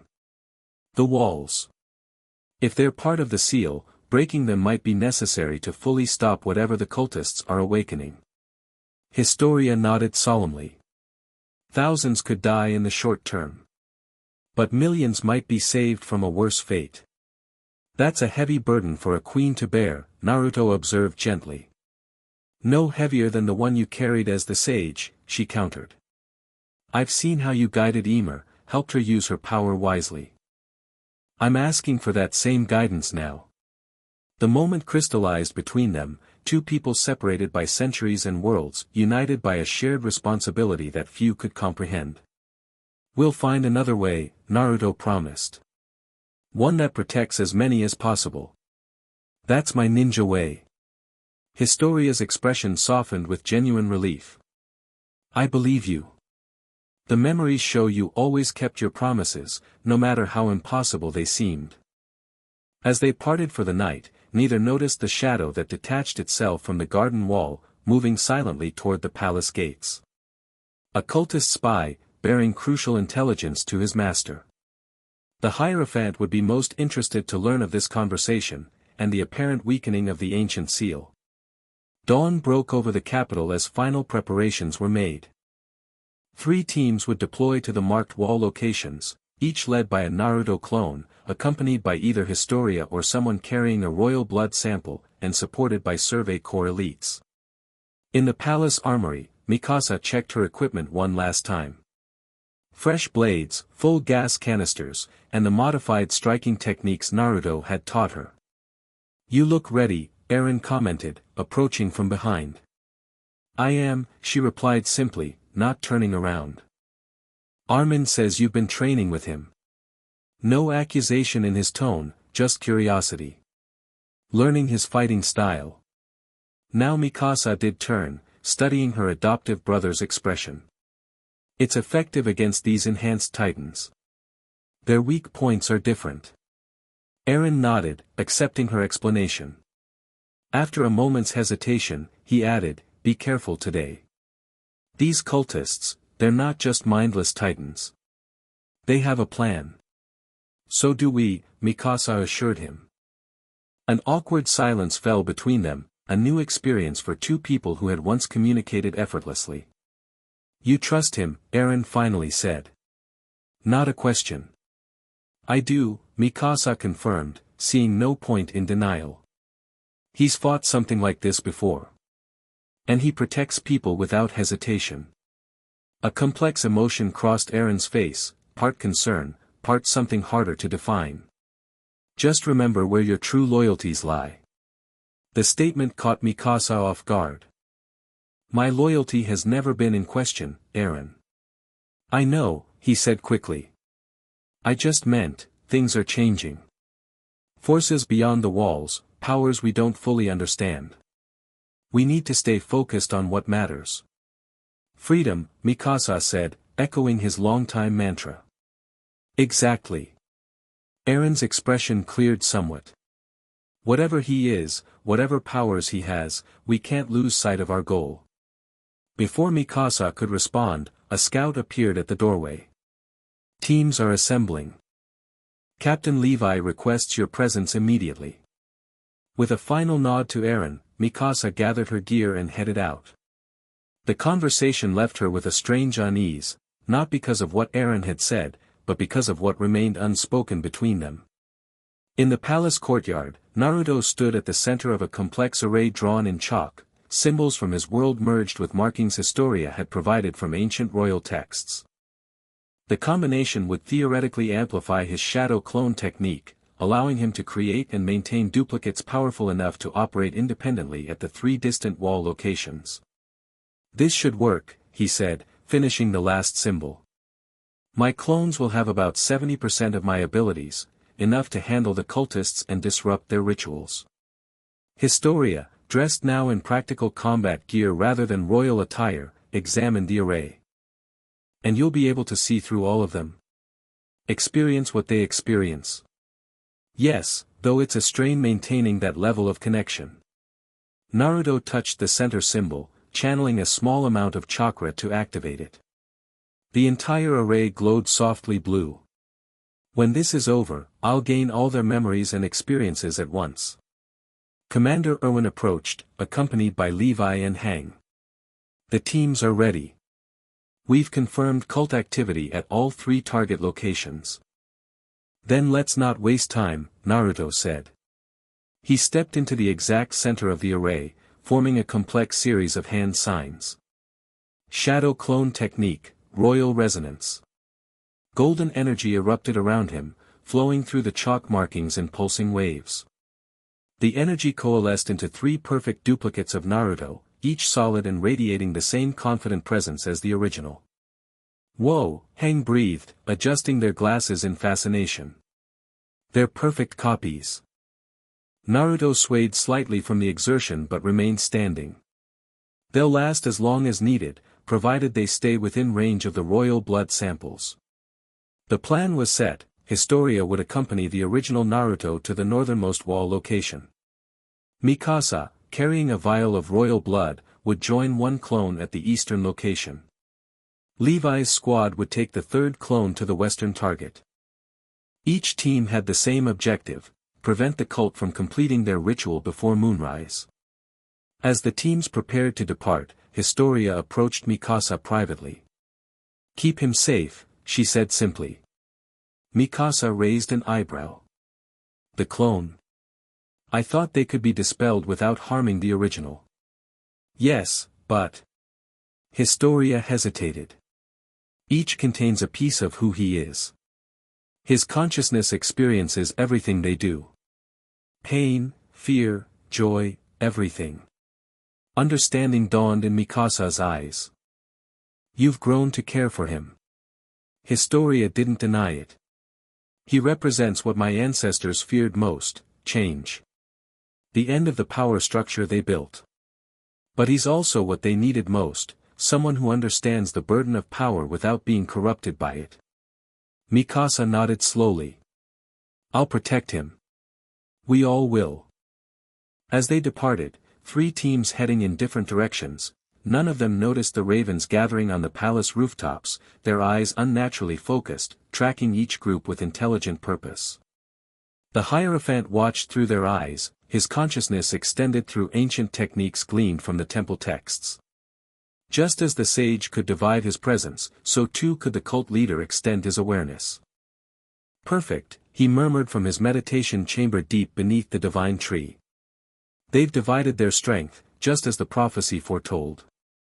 He turned to his assembled followers. "Proceed with Phase 2. The moon rises in 12 hours. By then, the awakening must begin." Mikasa's team made rapid progress toward the eastern wall target, a secluded section where the structure interfaced with a natural cliff face. According to Erwin's intelligence, cultists had been excavating there for weeks, exposing ancient foundations beneath the wall itself. The Naruto clone moved alongside her with the same fluid grace as the original, occasionally scouting ahead before rejoining the main group. 6 elite Survey Corps members completed their team, each chosen for combat expertise against human opponents rather than titans. "Something feels wrong," the clone said as they approached the target coordinates. "It's too quiet." Mikasa nodded, having noticed the same thing. "No birds. No wildlife at all." They crested a hill overlooking their destination and immediately understood why. The cult had already established a significant presence, dozens of robed figures working around a massive excavation at the wall's base. More disturbing were the 3 enhanced titans standing sentinel nearby, each bearing the now familiar ritual markings. "They're further along than we anticipated," Mikasa observed, watching through a spyglass. "They've already exposed something beneath the wall foundation." The clone studied the scene intently. "That structure they've uncovered, it's similar to the temple where I was sealed. Same architectural style, same symbols." One of the Survey Corps scouts returned from a closer reconnaissance. "There's a high-ranking cultist leading the operation, distinctive scarification, giving orders to the others. Not the Hierophant himself, but definitely a lieutenant. We need to move now," Mikasa decided. "Before they complete whatever they're preparing." The clone nodded. "I'll engage the titans, draw their attention. Your team should target the ritual site directly." Mikasa uncapped the small vial of royal blood she carried, dabbing a drop onto the clone's forehead as instructed earlier. The blood glowed briefly before being absorbed, strengthening the connection to the original Naruto. "Remember the technique I showed you," the clone said to Mikasa. "Target the ritual markings first, then the nape." She nodded, unsheathing her blades. "Stay within range of me. We can't risk your connection weakening." The attack began with precision. The Naruto clone launched himself directly at the titans, creating additional shadow clones mid-leap that engaged all 3 simultaneously. Mikasa led the Survey Corps team in a flanking maneuver, using the distraction to approach the ritual site from the cliff side. The cultists responded with surprising military discipline, clearly confirming Hank's theory that many were former soldiers. Armed with modified ODM gear and conventional weapons, they formed defensive positions around the excavation. Mikasa cut through their first line effortlessly, her movements incorporating both her Ackerman combat instincts and Naruto's techniques. Where an opponent expected her to strike with maximum force, she instead used precision and redirection, conserving energy while maximizing impact. Near the excavation center, she spotted their target, a cultist leader directing the placement of crystalline objects around a stone altar. The objects pulsed with the same blue energy they'd seen at the temple. The focal points, she called to her team. Destroy those crystals.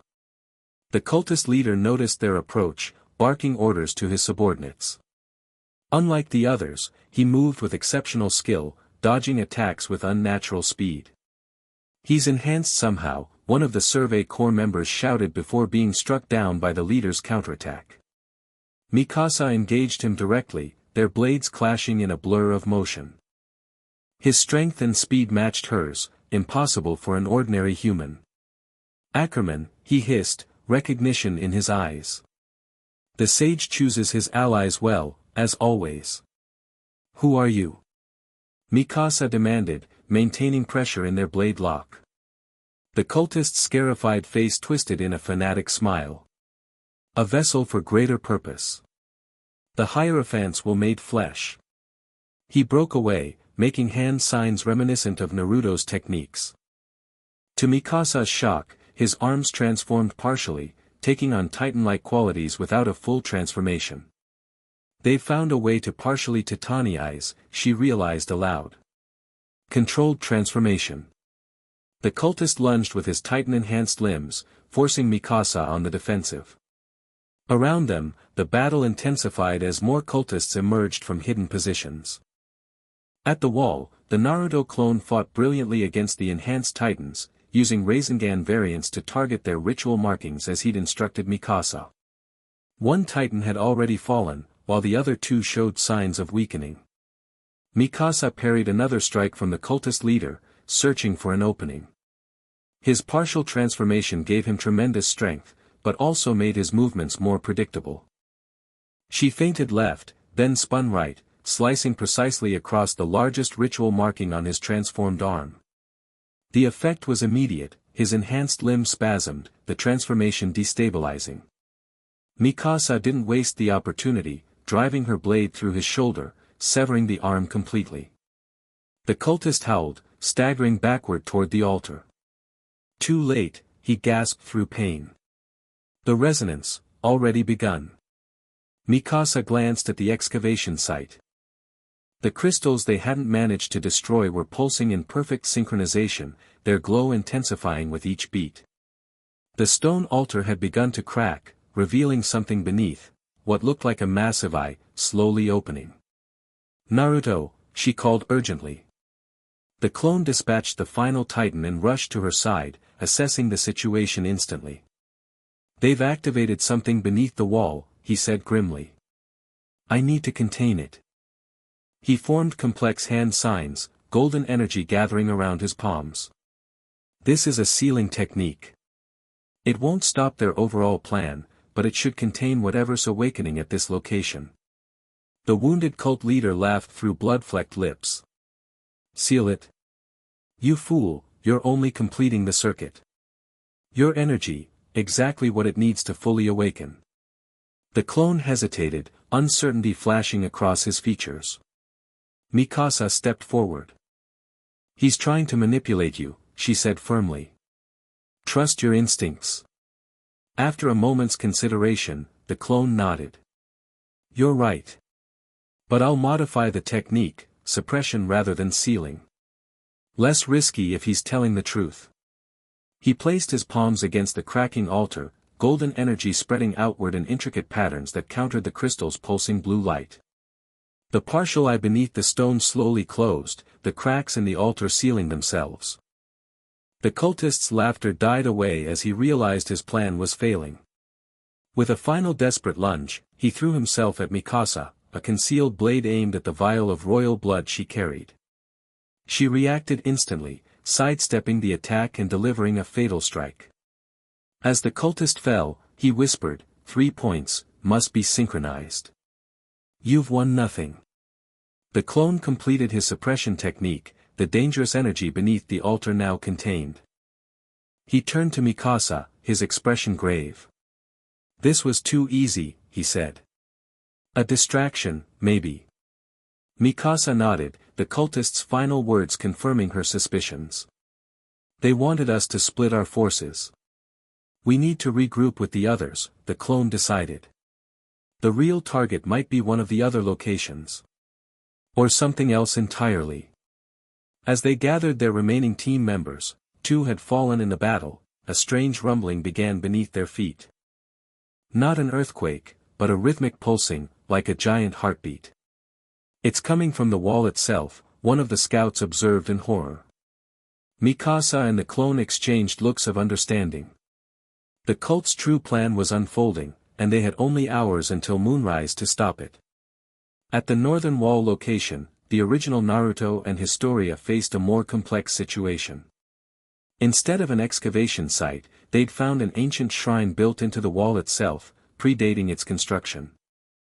The structure bore the same symbols as the temple ruins but integrated seamlessly with the wall as if the massive barrier had been built around it deliberately. This was part of the original sealing, Naruto realized, examining the shrine's intricate carvings. Not just similar, it's an anchor point for whatever sealed me away. Historia traced her fingers over symbols that seemed to respond to her touch, glowing faintly. My ancestors built the walls to reinforce the seal, not just to protect from titans. Their team had encountered no resistance upon arrival, no cultists, no enhanced titans, nothing. The shrine stood abandoned, though evidence suggested recent activity. I don't like this, Captain Jean muttered, scanning their surroundings. It feels like a trap. Naruto nodded. It is. But not the kind you're thinking. He approached the central altar, where a familiar crystalline structure protruded, similar to the fragment Historia had shown him, but much larger and intact. This is the primary key to my seal, he explained. The Hierophant doesn't need to be here physically. They've already prepared whatever ritual they needed. Historia joined him at the altar. Then why lure us here? Because breaking a seal requires specific components, Naruto said grimly. The power that created it, the vessel that contained it, and royal blood, Historia finished, understanding dawning. They needed me here specifically. A slow clap echoed from the shrine entrance. They turned to see a robed figure emerge from the shadows, not the Hierophant they'd expected, but a young woman with ritual scarification less extensive than the cult leaders. Very good, she said, her voice carrying the same fervent quality they'd heard from the enhanced titan in Trost. The sage's wisdom remains intact, despite 2 millennia of imprisonment. Jean and the Survey Corps members immediately moved to defensive positions, weapons ready. The cultist made no aggressive moves, simply spreading her empty hands. Violence is unnecessary. By arriving here, you've already fulfilled your purpose in the alignment. What alignment? Historia demanded. What are you trying to awaken? Not awaken, Your Majesty. Return. The woman's eyes gleamed with religious ecstasy. The true God that granted Titan powers, the entity your ancestors betrayed and bound beneath these walls alongside the Supreme Sage. Naruto's eyes widened as memories suddenly clicked into place. The shadow with countless eyes, it wasn't sealed with me. I was sealed to contain it. The cultist smiled. The sage understands. Your power, Queen Historia's blood, and the divine tree's essence, the 3 components needed to release what sleeps beneath. You're insane, Jean spat. You'd destroy humanity for some ancient god? Destroy. The cultist looked genuinely confused. No, Captain. Transform. Elevate. The age of individual titans ends tonight. We will all transcend, becoming one with the divine consciousness. Naruto stepped forward, golden energy beginning to gather around him. I've faced beings like this before.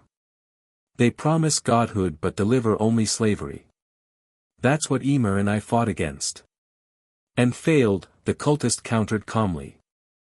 Tonight, that failure is rectified. Without warning, the ground beneath the shrine began to tremble. The crystal key pulsed violently, resonating with something deep below. It's starting, the cultist breathed reverently. The three sights are synchronizing. Moonrise approaches. Naruto turned to Historia. We need to disrupt the resonance. If this site is truly an anchor point for the original seal, we might be able to use it to our advantage. How? Historia asked. Your blood contains Ymir's legacy. My energy contains the sealing technique that originally worked. Naruto's expression was determined. Together, we might be able to reinforce the seal instead of breaking it. The cultist's serene expression faltered for the first time. You cannot stop the alignment. The Hierophant has prepared for centuries, her words cut off as Jean's blade suddenly protruded from her chest. Talk less, die faster, he muttered, withdrawing his weapon. As the cultist collapsed, her body began to transform, not into a titan, but into something else. Her flesh dissolved into shadowy particles that swirled before dissipating completely. What the hell was that? One of the scouts exclaimed. A projection, Naruto realized. Not a real person at all. The Hierophant is manipulating things from somewhere else. The trembling intensified. From the crystal key, a beam of blue light shot upward, connecting with something in the sky, the rising moon, now visible through the shrine's open ceiling. It's now or never, Naruto said urgently to Historia. We need to modify the seal, not break it. Historia nodded, drawing a small ceremonial knife. Tell me what to do. Place your blood on the crystal, but focus your intent on containment, not release. Naruto began forming complex hand signs. Think of it as closing a door that's trying to open. As Historia applied her blood to the vibrating crystal, Naruto completed his sequence, slamming his palm against the altar. Sealing technique, divine reflection barrier. Golden energy erupted from his hand, meeting Historia's blood on the crystal's surface. For a moment, nothing happened, then the blue beam connecting to the moon wavered, its color shifting from blue to purple as the energies battled for dominance. It's working! Historia exclaimed. The resonance is changing. Naruto maintained the technique, sweat beading on his forehead from the exertion. We need to complete the circuit. The other two locations, as if on cue, the Naruto clone from the eastern wall site connected telepathically, sharing what they discovered. The original Naruto relayed the information quickly. Mikasa's team contained their site, but the cultist mentioned synchronization. We need to reach the western team, they might be facing the real threat. Jean activated his signal flare, a special color designating urgent mission change. What about this site? We can't just leave it. I can maintain the sealing barrier, Historia said firmly. Most of our team should go reinforce the western location. Naruto looked at her with concern. You'll be vulnerable. If cultists arrive, I'm not helpless, she reminded him, drawing a concealed blade. And maintaining the seal is more important than my safety. After a moment's internal struggle, Naruto nodded. I'll leave 2 shadow clones with you. Jean, select 2 of your best to stay as well. He turned to the others. The rest of us move immediately to the western site. As they prepared to depart, Naruto created fresh shadow clones to protect Historia. The connection between them was strong enough that he would know instantly if she faced danger. Historia caught his arm before he left. Be careful. The entity beneath the walls, it fears you specifically. That makes you its primary target. Good, Naruto replied with a determined smile. Let's give it something real to fear. At the western wall location, Levi's team had walked into a massacre. The site wasn't merely an excavation or shrine, it was a full temple complex, clearly the cult's main base of operations. Dozens of bodies littered the grounds, not Survey Corps or cultists, but civilians, arranged in ritual formations around a massive hole that had been bored directly through the wall itself. These people were sacrifices, Hang said grimly, examining the methodical way they'd been positioned. Their life energy used to power whatever ritual they're performing. The Naruto clone with them scanned the temple entrance, his expression darkening. This is different from the other sites. This isn't just about awakening something, they're creating a conduit. A conduit for what? Levi asked. For me, the clone realized. Or rather, for what's sealed inside me. They're trying to extract Kurama's energy directly. Before they could process this, a voice boomed from within the temple. At last, you understand, Supreme Sage. The Hierophant emerged, flanked by 4 partially transformed cultists whose arms and faces showed Titan characteristics without full conversion. Unlike his followers, the leader's ritual scars glowed with internal blue light. You are not merely the jailer, he continued. You are the key. The 9-tailed entity within you is the final component needed for transcendence. The clone's eyes narrowed. You know about Kurama. We've had 2,000 years to study the ancient texts, the Hierophant replied. To understand that the power Ymir discovered was merely a shadow of what you contained within yourself. Levi signaled his squad to spread out, preparing for combat. The Hierophant noticed but seemed unconcerned. Your human allies cannot comprehend what's happening, Sage. This isn't about titans or walls or kingdoms. It's about evolutionary transcendence. He gestured to the hole in the wall. Look beyond and see. Despite Levi's warning glance, the clone approached cautiously, peering through the breach. What he saw made even his battle-hardened expression falter. Beyond the wall stretched not the expected landscape, but a shimmering dimension of interconnected paths, the same plane where Ymir's consciousness had been trapped after her death. The path's dimension, the clone whispered. Yes, the Hierophant confirmed. The realm where all Eldian consciousness connects. Where your friend Ymir has suffered for 2 millennia, bound by the very seal meant to contain the darkness. The revelation hit the clone like a physical blow. Ymir is still conscious. Still suffering. A necessary sacrifice, according to your betrayers. The Hierophant's voice dripped with calculated sympathy. They couldn't destroy the power, so they bound it, and her, into a system where her descendants could access controlled portions of it. Levi moved closer to the clone, speaking quietly. He's manipulating you. Don't lose focus. The Hierophant continued, tonight, as the moon reaches zenith, the alignment will be complete. The walls will fall, the paths will converge, and humanity will transcend its physical limitations, joining a higher consciousness with Ymir finally freed from her torment. And the shadow entity, the clone demanded. The darkness with countless eyes. What happens when that's released too? For the first time, uncertainty flickered across the Hierophant's scarified features. A metaphor in the ancient texts. Nothing more. You're lying, the clone said flatly. You've seen it in the path's dimension. You know it's real, and you're terrified of it, but you think you can control it somehow. The Hierophant's expression hardened. Enough talk. The alignment progresses with or without your cooperation, Sage. The only question is whether you'll embrace transcendence willingly or be forced into it. He gestured to his partially transformed followers, who lurched forward with unnatural speed. The battle erupted instantly, Levi and his squad engaging the enhanced cultists while the clone faced the Hierophant directly. Unlike his followers, the cult leader displayed abilities eerily similar to Naruto's own, enhanced speed, coordinated attacks, and most disturbingly, the capacity to channel energy through ritual markings that mimicked crude versions of chakra techniques.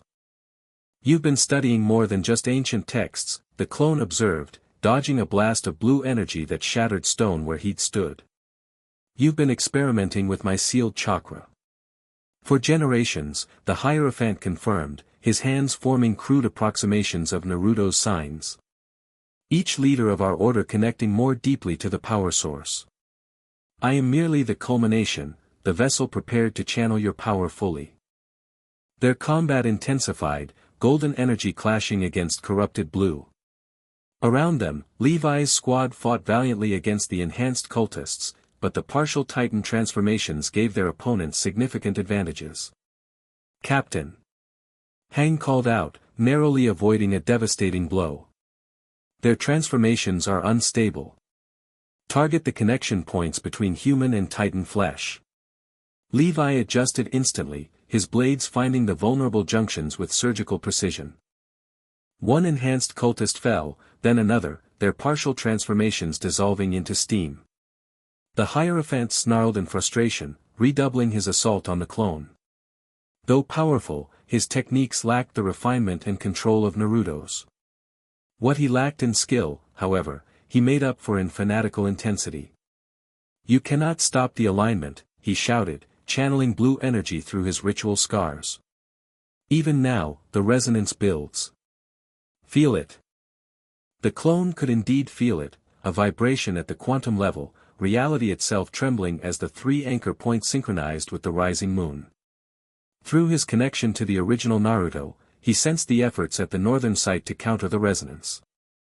Your plan has already failed at one anchor point, the clone informed the Hierophant. Historia Rice is reinforcing the seal, not breaking it. For the first time, genuine alarm crossed the cult leader's face. Impossible. The bloodline is key to, his words cut off as a massive tremor shook the temple complex.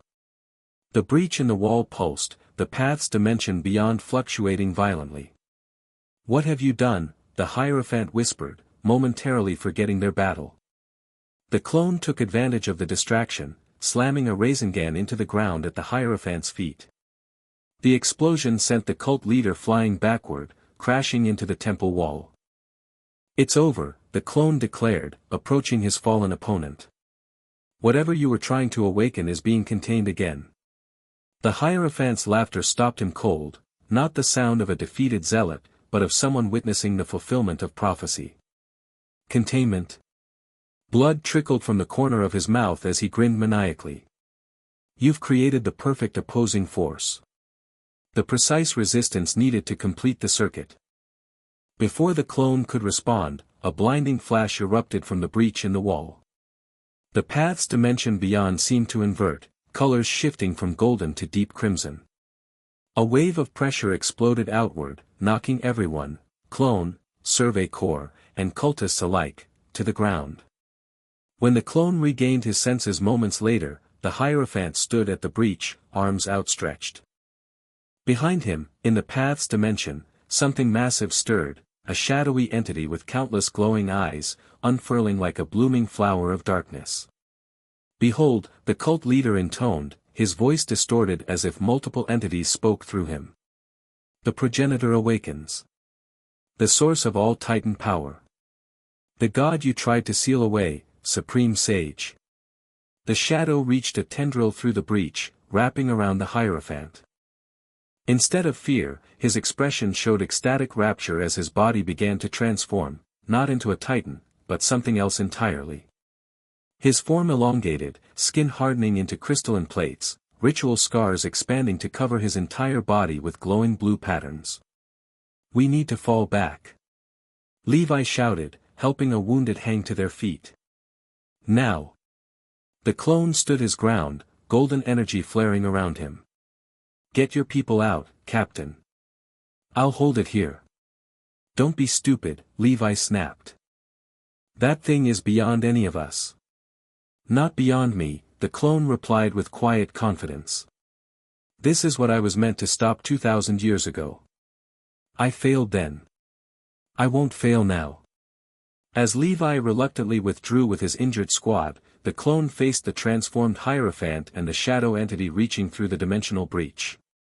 Drawing on every ounce of power available to him, he formed a series of complex hand signs. Sage art, divine chain barrier. Golden chains erupted from his body, similar to those that had once bound him but now under his control. They shot toward the breach, attempting to close the dimensional opening and push back the shadow entity. The transformed Hierophant roared in fury, blue energy countering the golden chains. Too late, Sage. The alignment reaches completion. Feel your own power turning against you. To the clone's horror, he realized the Hierophant spoke truth. His energy was being siphoned, redirected through the complex network of ritual sites to feed the awakening entity rather than contain it. Through his mental connection, he felt the original Naruto's shock at this development. They had miscalculated. The cult hadn't needed to break the seal entirely, just weaken it enough to establish a connection to what lay beneath. As the clone fought to maintain the barrier, the shadow entity reached another tendril through the breach, this one aimed directly at him. When it made contact, pain unlike anything he'd experienced lanced through his consciousness. Images flooded his mind, memories not fully accessible before. The original conflict. Ymir's choice.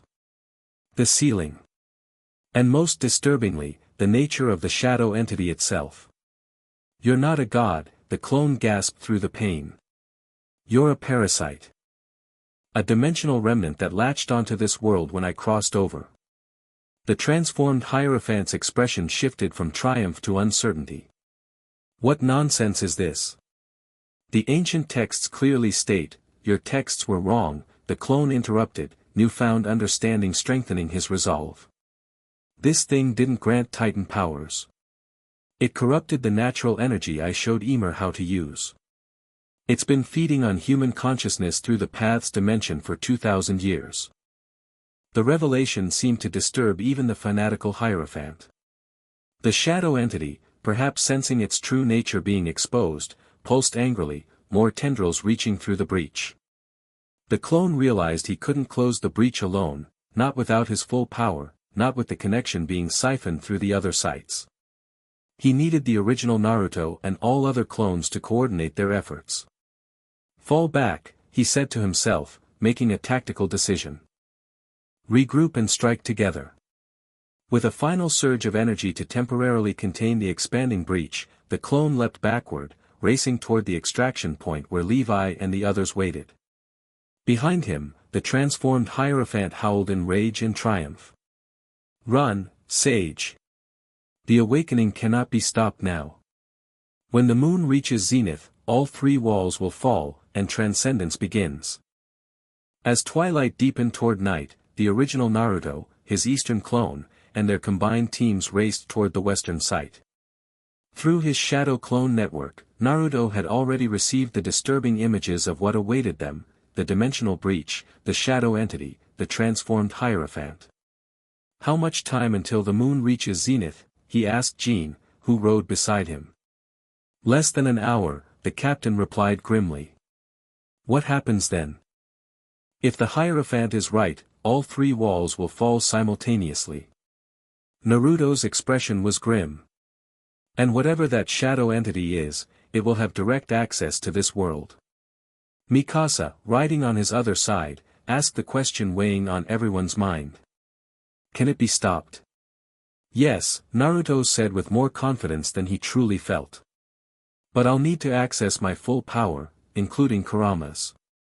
And to do that, I need to fully break the seal that's binding part of me. Isn't that what the cultists want? Jean asked skeptically. They want to use my power to feed that thing, Naruto clarified. I'm talking about reclaiming it completely. Fighting fire with fire. And how do you break a 2,000-year-old seal? Mikasa pressed. Naruto met her eyes briefly. With great risk. I'll need to enter the path's dimension directly, confront both Ymir and this entity on their own terrain.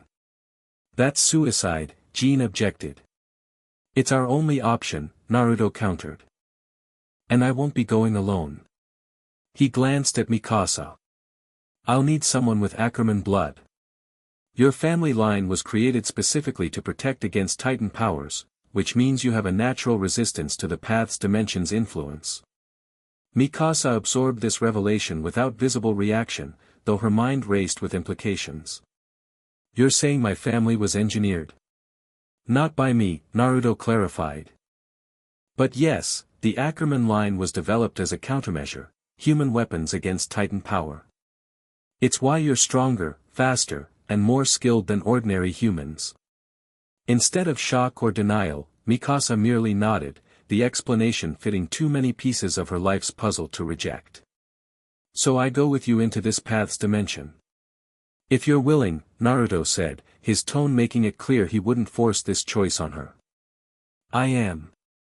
No hesitation in her voice. Jean looked between them, concern evident. And the rest of us? What do we do while you're on this spiritual journey? Protect our bodies, Naruto explained. And help Historia maintain the barrier at the northern site. If she falters, everything fails. The western temple came into view as they crested a hill, and with it, the visual confirmation of the clone's report. A massive breach in the wall pulsed with crimson light, the dimensional rift clearly visible even from a distance. Surrounding the temple, dozens of cultists had gathered, many partially transformed, creating a defensive perimeter. They joined Levi's depleted squad at their fallback position, quickly sharing information and formulating their plan. The Hierophant has fully transformed, Levi reported. Not a Titan, something worse. And that breach is expanding. We have less than an hour, Naruto confirmed. I need to get through that breach with Mikasa. Levi's eyes narrowed. Into the path's dimension. That's where the Founder's consciousness resides. No one returns from there. I'm not just anyone, Naruto replied with quiet confidence. And neither is she. After a moment's assessment, Levi nodded. We'll create a diversion. Draw the cultists away from the breach long enough for you two to slip through. The plan came together quickly. The remaining shadow clone would join Levi's frontal assault, drawing attention and firepower. Hang would lead a secondary team to target the ritual components surrounding the breach, disrupting the energy flow. Meanwhile, Naruto and Mikasa would approach from below, using a natural tunnel system Hang had identified during their earlier reconnaissance. As final preparations were made, Naruto connected mentally with his clone at the northern site, checking on Historia. The barrier is holding, the clone reported through their link. But the resonance is growing stronger. Historia is channeling more blood into the seal to compensate. Tell her to pace herself, Naruto instructed. We need that barrier intact until we reach the entity. With everything in place, Naruto turned to Mikasa. Last chance to reconsider. What we're about to attempt has never been done before. She met his gaze steadily. Neither was bringing down the female Titan. Or retaking Trost. Or any of the impossible things we've already done. A rare small smile crossed her features. One more impossible task won't kill me. Naruto returned the smile, finding her quiet confidence remarkably reassuring. Let's go save the world, then. The tunnels beneath the temple were ancient, clearly predating the walls themselves. Mikasa led the way, her natural night vision guiding them through the darkness while Naruto concentrated on maintaining his connection to his shadow clones. The assault has begun, he whispered as they navigated the narrow passages. Levi and the others are engaging the cultists. Above them, they could feel the vibrations of combat, explosions, collapsing structures, and the roars of partially transformed cultists. The diversion was working. They emerged into a small chamber directly beneath the temple's main hall. A crack in the ceiling revealed the dimensional breach approximately 20 meters above them, pulsing with increasing intensity as moonrise approached zenith. We need to get up there, Naruto said, studying the chamber. Once inside, we'll need to find both Ymir and the shadow entity quickly. Mikasa surveyed their options. If we time it with the next explosion from the diversion, we can break through there. She pointed to a section of the ceiling that appeared thinner than the rest. Naruto nodded. Good eye. And once we're inside, stay close to me. The path's dimension doesn't follow normal physical laws. It's easy to get lost. What exactly should I expect? Mikasa asked practically. A realm of pure consciousness where time and space work differently. Naruto's expression grew serious. Thoughts become reality there. Memories can manifest physically. And the entity we're facing feeds on fear and doubt. Then it will go hungry, Mikasa stated simply. I don't fear it. A particularly violent explosion rocked the temple above, sending dust cascading through the crack. Naruto recognized the energy signature. His clone had used a high-powered Rasengan variant. Now, he signaled. They moved in perfect synchronization, Mikasa launching upward with her ODM gear while Naruto channeled chakra to his feet, running vertically up the wall. Together, they burst through the weakened section of ceiling, emerging into chaos. The temple hall was a battlefield. Levi's squad and Naruto's clone fought desperately against waves of enhanced cultists while Hank's team systematically destroyed ritual components around the breach's perimeter. At the center of it all, the transformed Hierophant hovered before the dimensional opening, tendrils of shadow connecting him to the entity beyond. There. Naruto pointed to their target, the breach itself, now nearly 3 meters wide and pulsing with crimson light. They sprinted across the battlefield, dodging combatants from both sides. The Hierophant noticed their approach too late, roaring in fury as he realized their intention. Stop them, he commanded, his voice no longer fully human. Several cultists broke off to intercept, but Levi appeared in their path, blades whirling in a lethal display of precision. Go, he shouted to Naruto and Mikasa. We'll hold them off. They reached the breach, standing before the shimmering portal to the path's dimension.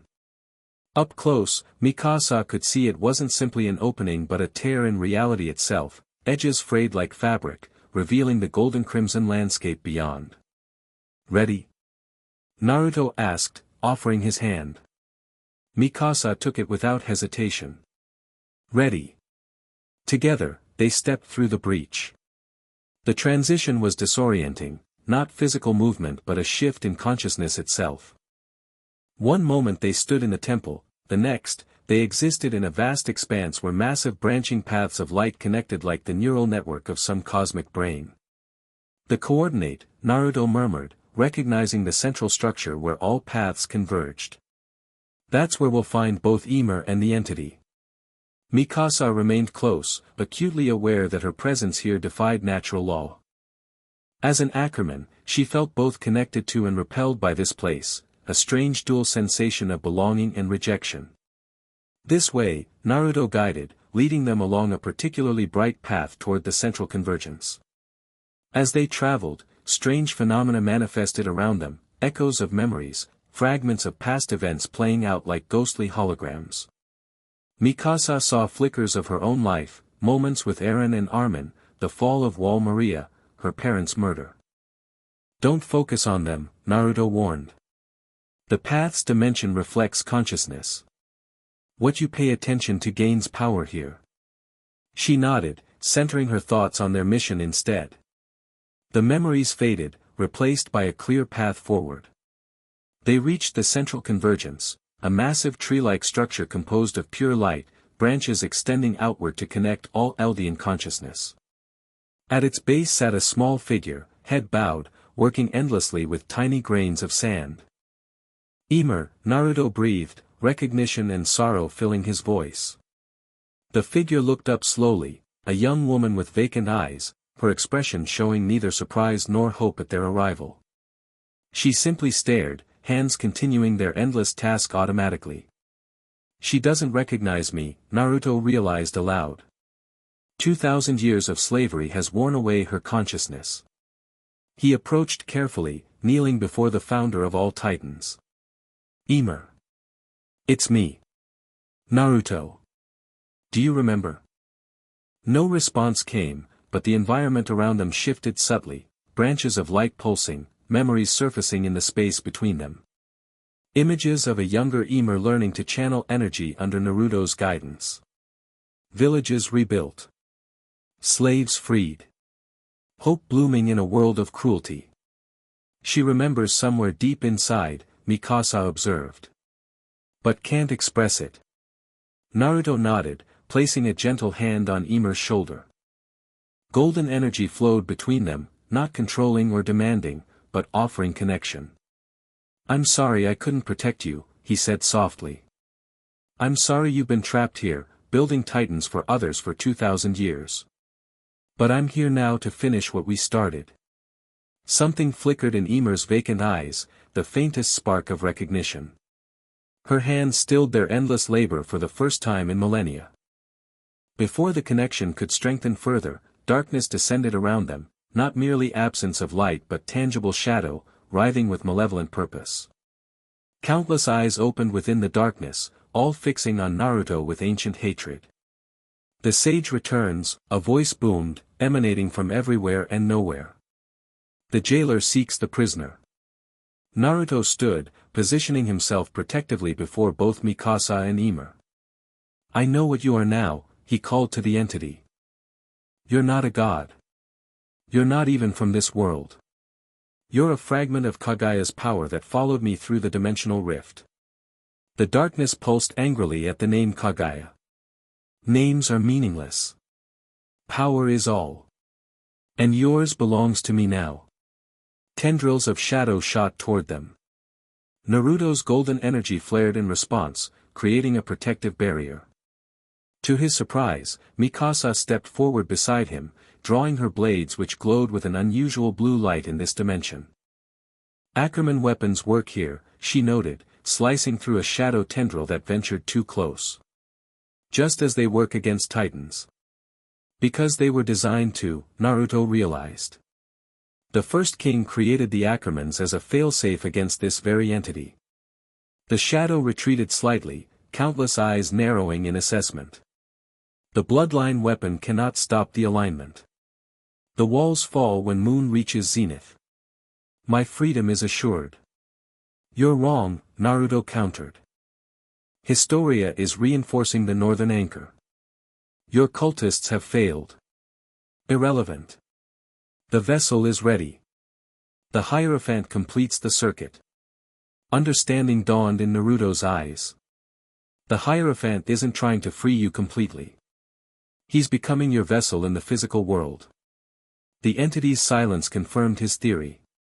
This wasn't about destroying the walls or releasing titans, it was about creating a physical form capable of channeling the shadow entity's consciousness directly. "We need to sever the connection between the Hierophant and this place," Naruto said urgently to Mikasa. "And to do that, I need to fully release Kurama." "How?" she asked, maintaining her guard against the circling shadows. "By removing what remains of my seal. But I'll need help." He turned back to Ymir, who watched their exchange with growing awareness. "And only the founder can do it." Kneeling again before Ymir, Naruto took both her hands in his. "I know you've been a prisoner here for so long. I know they forced you to maintain this system of power and suffering. But you can help end it now." Golden energy flowed between them once more, stronger this time. Memories materialized around them, not just Ymir's but Naruto's too. His childhood as a Jinchuriki. His struggles for acknowledgement. His growth into the hero who saved his world. "We both know what it means to be vessels," he continued softly. "To have others see us as weapons or tools. But we're more than that. We always were." Something changed in Ymir's expression, the vacancy receding, awareness returning to eyes that had been empty for centuries. Her hand slowly rose, touching Naruto's cheek in a gesture of recognition. "You came back," she whispered, her voice rusty from disuse. "I promised I would," Naruto replied, smiling through tears.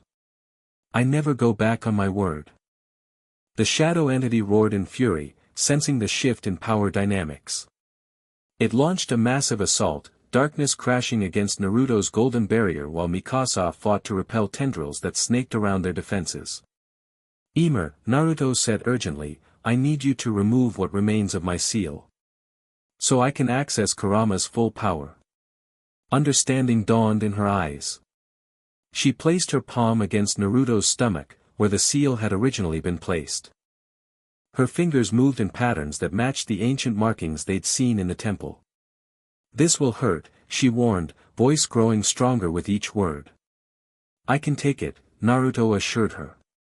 Ymir closed her eyes in concentration, her hand glowing with blue-white energy. When her eyes opened again, they held the same power Naruto had taught her to harness 2 millennia ago. Remember freedom, she said, and thrust her energy into the seal. Pain exploded through Naruto's consciousness, not just physical but existential, as the bindings that had held part of his being captive for 2,000 years suddenly unraveled. He fell to his knees, golden energy erupting around him in waves of increasing intensity. Inside his mindscape, a massive gate shattered. Behind it, crimson eyes opened, familiar, ancient, powerful. About time, Kit, a rumbling voice growled. Kurama, Naruto gasped, reconnecting with his oldest partner. You've been here all along. Trapped in the deepest part of your seal, the Ninetales confirmed. But never gone. And very, very angry. In the path's dimension, the shadow entity recoiled as Naruto's energy transformed, golden light infused with crimson, taking the shape of a massive nine-tailed fox around his human form.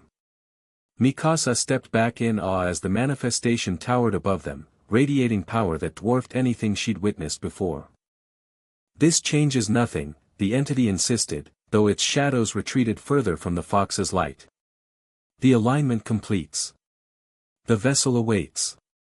You're right about one thing, Naruto replied, his voice overlaid with Kurama's deeper tones.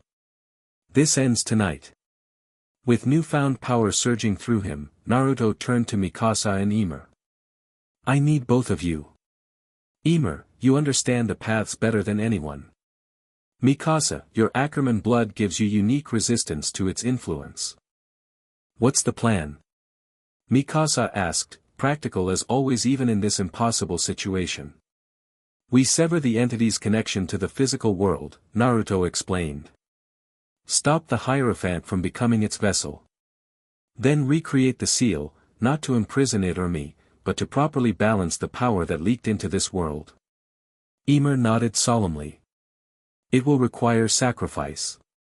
I know, Naruto replied, understanding in his eyes. But not yours. Not again. He extended his hands to both women. Together. As it always should have been. As they joined hands, their combined consciousness expanded outward along the branching paths, Naruto's power, Ymir's understanding, and Mikasa's human determination creating a unique resonance that countered the shadow entity's influence.